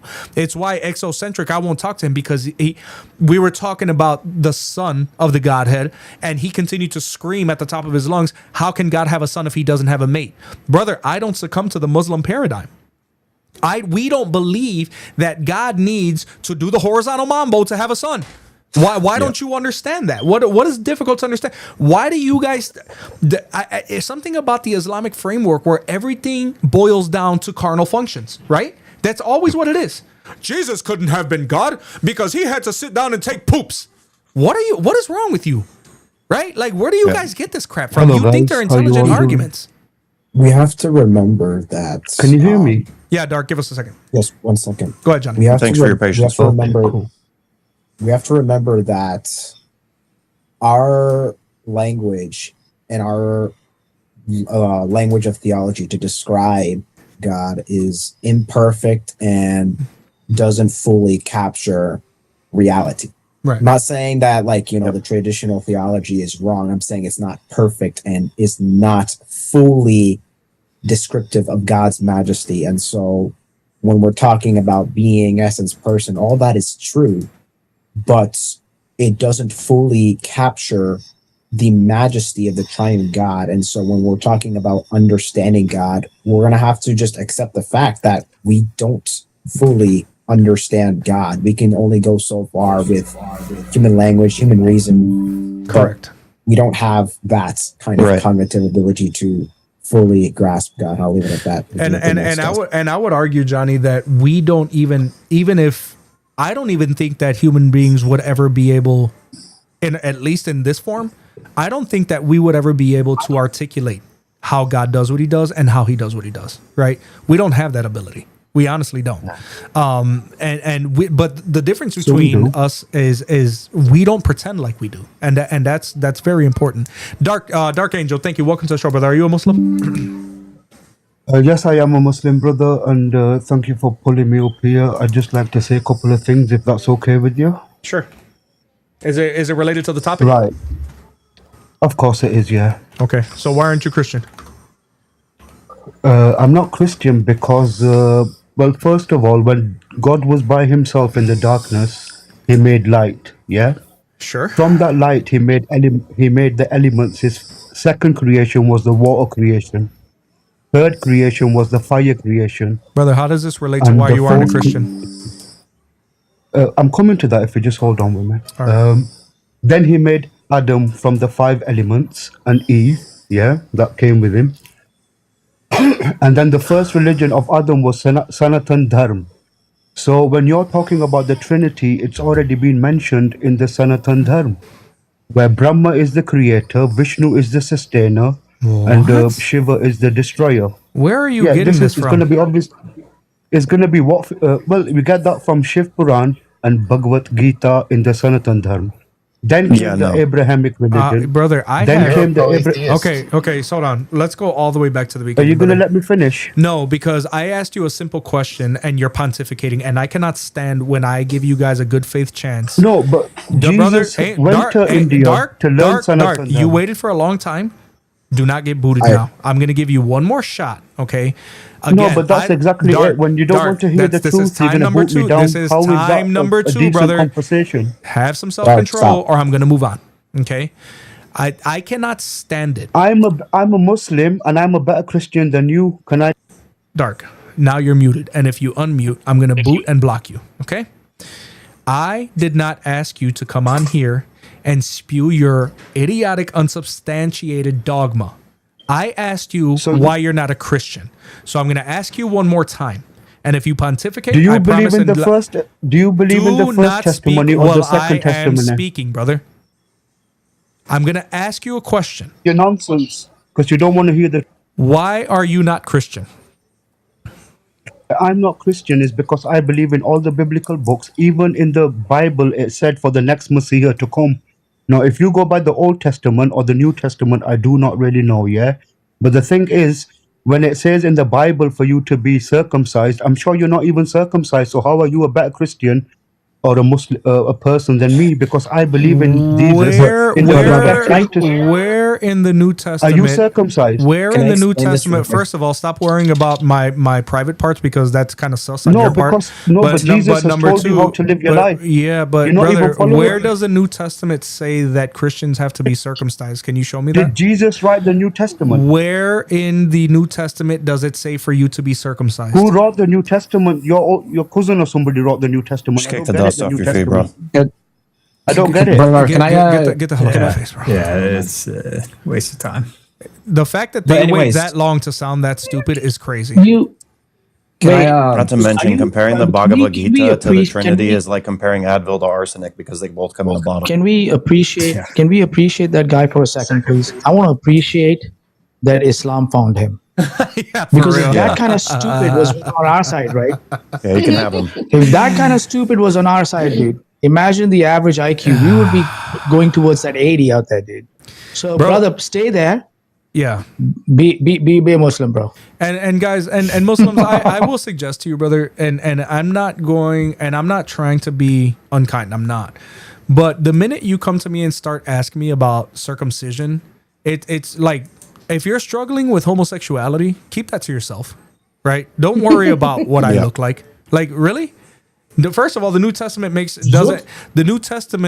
doesn't say that people need to get circumcised, right? And there was this entire theology about how Paul had to explain that to people, right? About what the new circumcision was.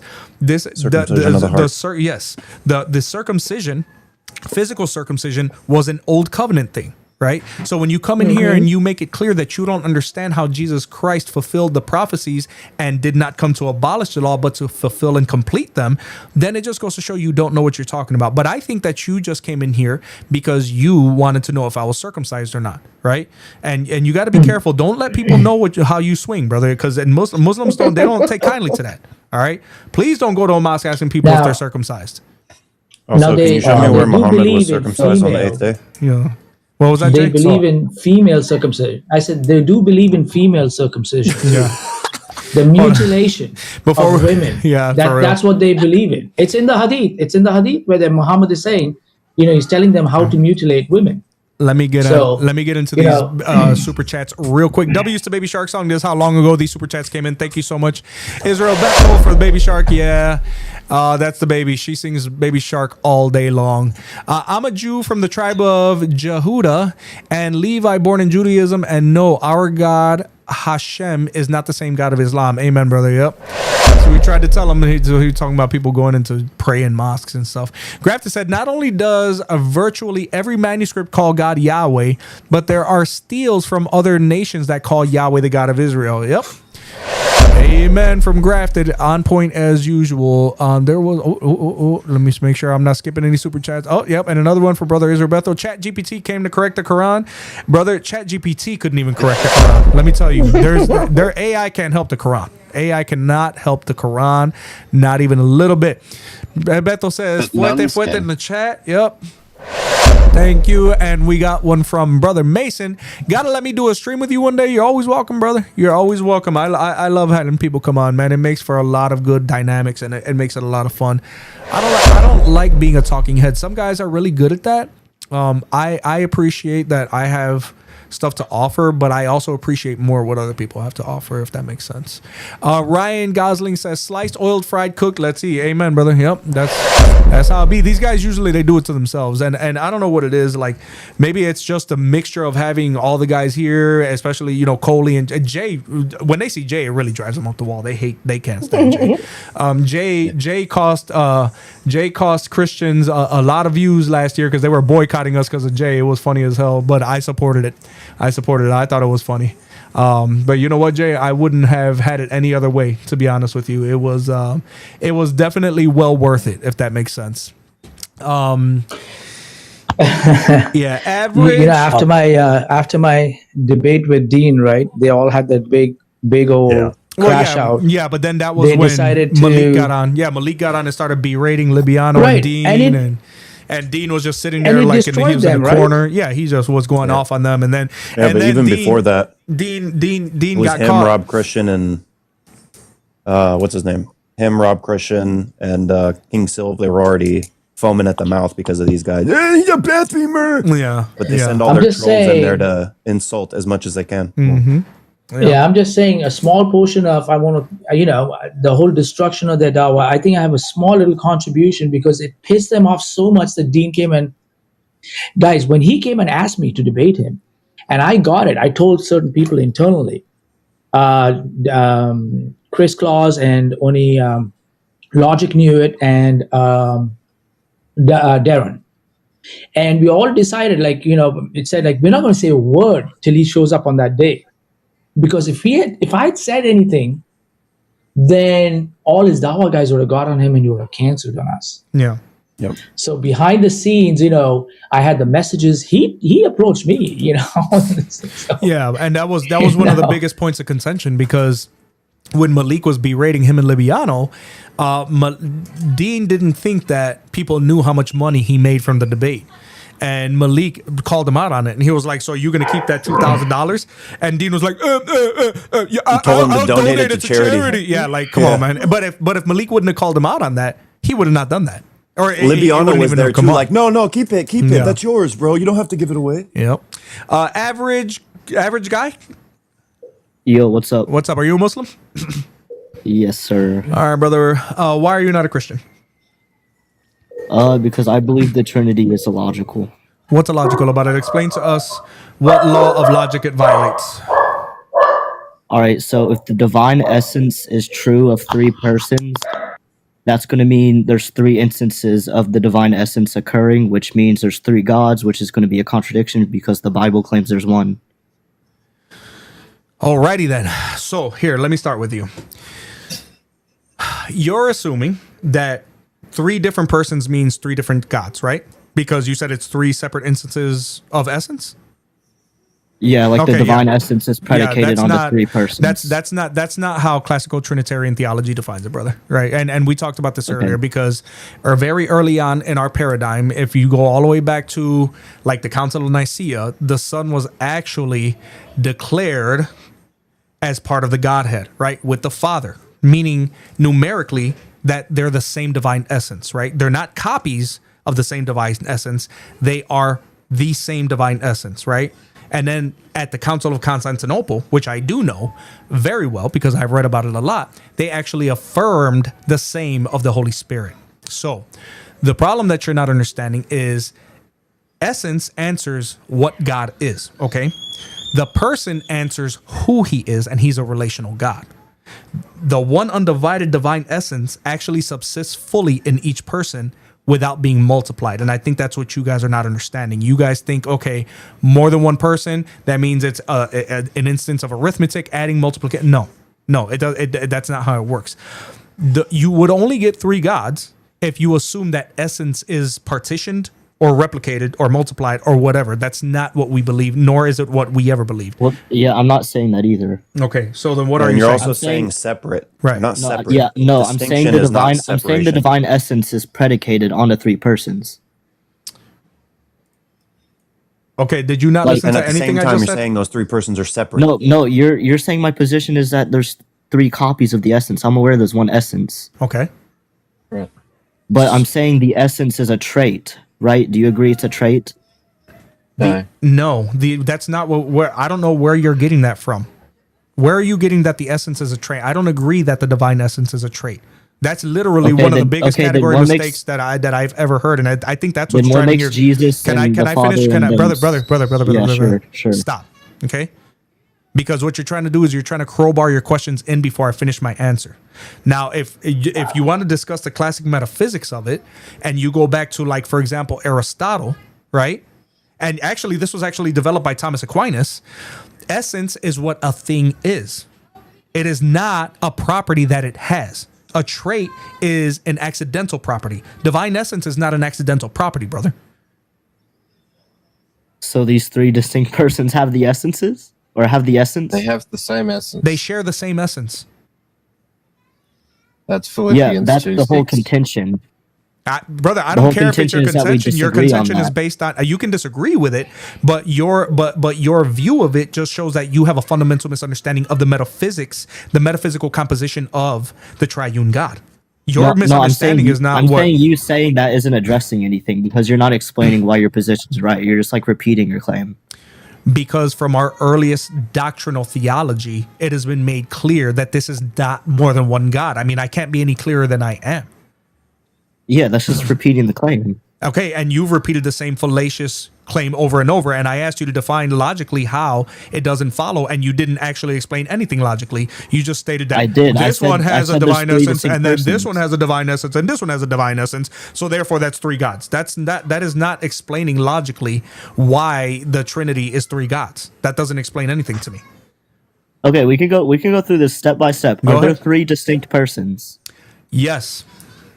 Does each person have the divine essence predicated upon them? Yes. So that is going to be three distinct persons which have the divine essence. Hold on. No. Listen. You're arguing. Tell us if we understood you correctly, okay? You're saying, when you say the divine essence is predicated of the three persons, you're either trying to say that they're saying three beings share one essence, or you're saying one essence is somehow divided among the three persons. Correct? That's what you're trying to say. Which I made clear earlier. Either we have three beings, and I made clear earlier that the one essence is divided among the three. Well, Jay, hold on, stop.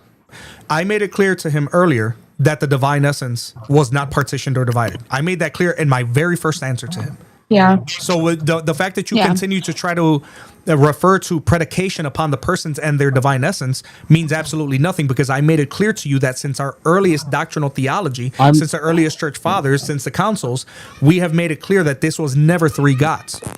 Maverick, I said I'm qualified. Right. I'm not trying to hold on. Stating the claim. Hold on. Average. I'm not trying. I want to see something really quick. I'm not trying to be mean. Do you know what the word predicated means in the way that you asked the question just now? Yeah, it's going to be something true of the person. So, based off of the three persons, right, that we talked about, can you ask your question again and tell us what you mean by predicated? Yeah, the divine essence is true of the Father. Okay. The divine, and then, the rest. No. Repeat the actual claim, because now you're being disingenuous. Repeat exactly. No. State the entire claim. The divine essence is true of the Father. The divine essence is true of the Son. The divine essence is true of the Holy Spirit. That's going to be three instances of the divine essence, and therefore three gods. Except that, how many times have we made it clear that the three distinct persons share one divine essence? Yeah, that's just you repeating the claim. That's the whole entire brother. So we can go back and forth, because I'm giving you what our doctrine states, and I'm giving you the metaphysical reasoning for it, and all you're doing again is saying, no, that's not. You're just repeating it, brother. I explained it to you three different ways already, and you're just saying you think that because you're utilizing the word predicate inappropriately, by the way, it means that you're saying something. You're not. You don't even know how to properly use that word in this context. That's why. Right, that's why Word asked you that he's question. making the assertion. Hey, may I ask a question? Sorry. The teacher. Sorry. Hold on. Average. Hold on. The teacher and me had to stop everyone for a second, because I kind of realized what you were doing. You're missing the part where we're saying the essence is one. That's right. Right? Yep. Okay, sure. And correct me if Yeah, I'm wrong, you're ladies being and gentlemen. disingenuous. Correct me if I'm wrong, because you guys all know that I'm about transparency and I'm about accountability and exhortation. Did I not make it clear numerous times already that not only is the divine essence not partitioned, but they share the same one essence? Did I not make that clear to him several times? You did. Okay. You did. Okay. Yeah. I want to be clear because I don't know if I'm going crazy or and then he tells me I'm just repeating it. I have already explained it to him 3 or 4 times, and I've actually done so, pointing out the metaphysical errors that he's making. So go ahead. Okay, Mav. When you say the Father is God, is that numerical identity? Why would there be the need for a numerical identity? Well, I'm just saying, like when you say the Father is God, It's what do you mean by I that? don't. Why would anybody assign a numerical identity for 3 distinct persons who share one divine essence? What would be needed in a numerical identity? What are you saying? I'm just asking for your position. Is your that's, you know what my position is, bro? I gave it to you. Did I give you a number chart that I said the Father is 1, the Son is 2, the Holy Spirit? No, I didn't do that. I didn't do that. Do you know what I mean when I say numerical identity? Yes, I do, but I'm telling you that that's not my position because we don't feel the need to assign a numerical identity to the Father or any other person of the Godhead. And you may want to consider your position as a Muslim with 99 attributes attributed to Allah, that talking about numbers of aspects of God might get you into exactly the same problem you're trying to put us in. Not might, it literally does, because they're counterfactually dependent and they can't be grounded in the essence. Therefore, you would have 99 existences according to your own logic there. Good job. You just made Allah 99 plus gods. Cool. So can you answer my question without repeating your claim, Mav? I answered your question several times, brother, and everyone here has confirmed that I have answered your question. I think the problem... Hold on, brother, because you came in, I thought you were going to be genuine, and what you showed everyone was that you probably thought you were going to ask me questions related to logic and metaphysics as it stands in the Trinity, and you thought that you sounded intelligent because you utilized the word predicated, inappropriately and wrongly, by the way, and then Word called you out on it, and you felt dumb, so you just came back to me and said, okay, well, you didn't address that. You went to numerical identity, which again, nobody ever made a claim of, and talking about the Father being 1 or the Son, nobody made that claim. What you're doing more than likely is reading off a chat GPT or having somebody feed questions to you, and because you're getting slammed, you want to go from one thing to the next because they have no idea what to do, or you can't type fast enough. Okay, Maverick. When I claim there's 3 essences, and then you simply say no, there's one essence. When did you claim there's 3? When did you claim there was 3 essences? When I said there's going to be 3 instances of the divine essence. So you said 3 gods. Okay, so you're trying to equate the 3 persons to 3 essences, and I have made it clear that the metaphysical position and the accepted position of Trinitarianism is that there are 3 persons subsisting within one being, one God, who can exist in 3 different forms because he wants to. I'm aware that's your claim, but you need to logically explain it. I did logically explain it to you. How much more can I possibly make it clear to you? Okay, go ahead. Do it. Maverick, don't let him shift the burden of proof. You came up, you made the assertion, you have to prove your assertion. You have not done that. All you've done is asked us to explain our position and then say, well, you need to ground that in something when you haven't even grounded your argument. And I said the divine essence is predicated upon 3 distinct persons, and that's why there's going to be 3 instances of the divine essence. I explained my position clearly. Correct. So now I want you to logically explain, which I asked you to do earlier, which you didn't do, because you don't get to tell me how to explain it when you're the one who's making the claim against it. So show everybody how your predication of the divine essence upon the 3 persons makes it 3 gods. Please do. All right, so 3 distinct persons with the divine essence, right? Is essence equals individual being? Hold on, Jay. I want him to explain it. Explain to us how, because notice he stopped talking. Explain to us how the divine essence being predicated upon the 3 persons of the Godhead makes it 3 gods. Yeah, Average, while you're thinking about that, 3 distinct persons. 1, 2, 3. Can I butt in real quick? Go ahead, I gotta hop off. No, go ahead. I gotta hop off. Yeah, of my course. wife's home, so I'm gonna go hang out with her. All right, Coley. Yeah, I appreciate you letting me on. No, thank you. No, you're welcome anytime, brother. And let me know when I can return the favor. I'll happily jump on with you. Hey, yeah, absolutely. Good talking to you again, Coley. God bless. Yep. God bless. See y'all later, brother. All right, Average, go ahead. Explain how the predication of the divine essence on three persons of the Godhead makes it three gods, please. All right, do you agree it's three distinct persons? How many times do you want us to answer that same question? It's been 7 so far. I am going, brother. I swear I'm going to lose it. I'm going to ask you one more time. Explain how the predication of three people, the divine essence to the three persons of the Godhead makes it three gods. I'm not, brother, I'm going to ask you one more time because now you're stuck. You weren't ready to actually explain your position intellectually, and I'm exposing you. I'm going to ask you one more time. Explain your position. How does predication, you probably heard that word somewhere else and thought it was smart to use, of the divine essence to the three persons of the Godhead make it three gods? Go. Okay, the three distinct persons have the divine essence, right? There's three distinct persons which have divine essence. That's going to be 1, 2, 3 distinct persons which have this predicated upon them. Okay. All right, so the divine essence is occurring three times. Hold on. This on predication. Well, if I make a statement, John is human, what are we predicating here? What are we saying? That he's human. What is being predicated of John? Humanity. Okay, human is predicated of John. And we are also saying that John possesses the human nature, correct? Yeah, he possesses humanity. Are we saying John is 1/3 of humanity? What? No, we're right? Saying We're not. You're saying there's one human named John.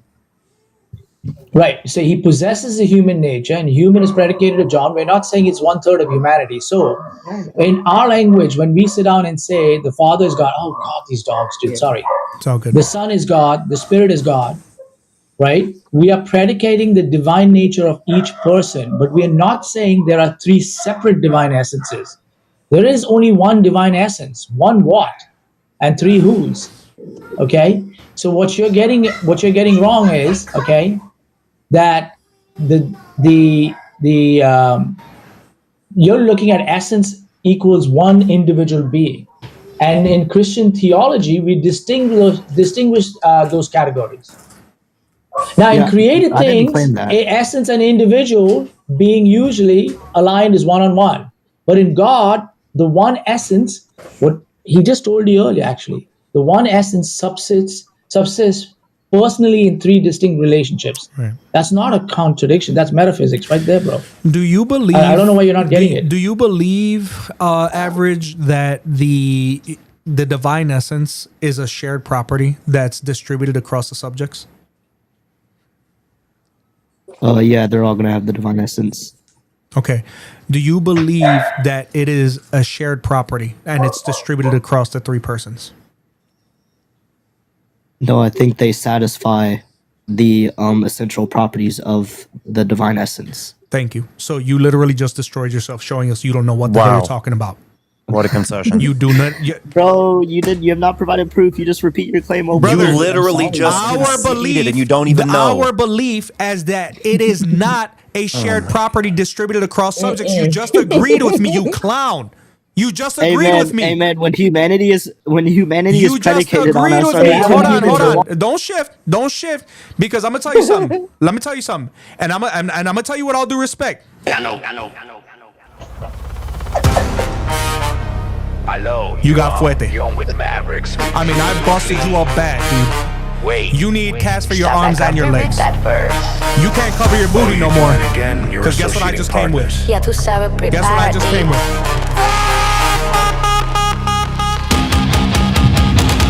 I hear a weak defense, I hear a logical gap. I see you dodging questions, falling right into that trap. You're talking circles, homie, but you're running out of breath. I pull the metal out. That's a philosophical death.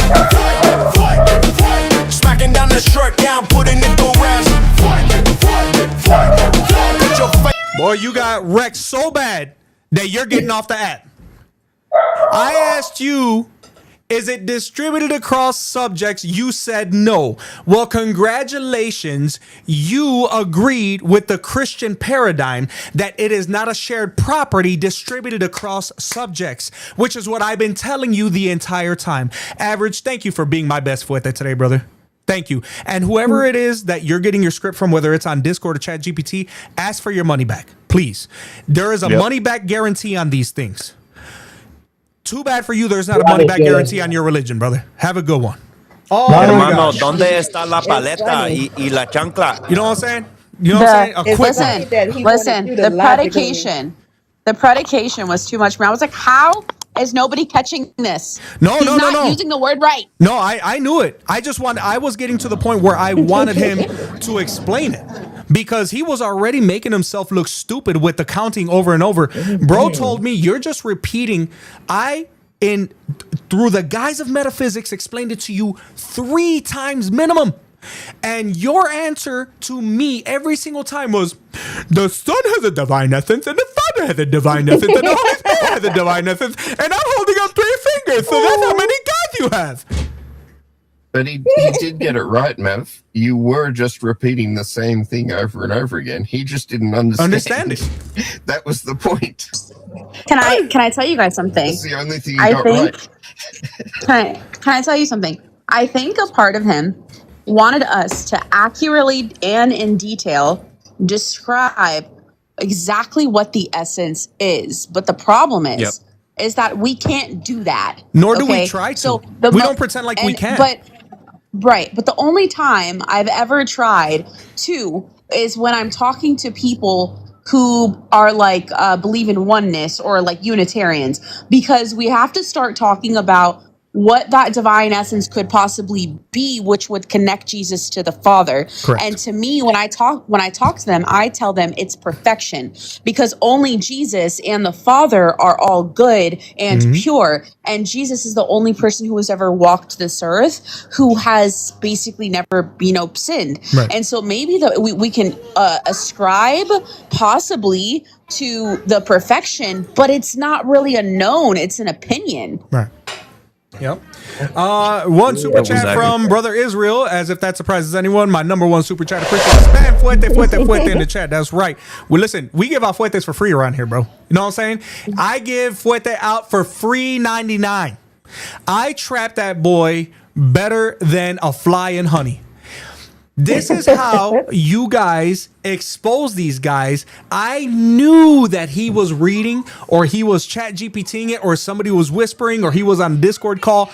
Any one of these things I knew was going on, which is why I asked him that question in a very specific way. And what did he do? He showed that he doesn't know what he's talking about, because he accidentally, like an idiot, agreed with the Christian position on what the Trinity is. I asked him clearly, is the divine essence a shared property which is distributed across subjects? He said no. Congratulations, stupid. That's what I've been saying to you the whole time. You don't even understand the conversation. Counting on your fingers is not a proper philosophical or metaphysical conversation, ladies and gentlemen. I just don't understand. Listen, man.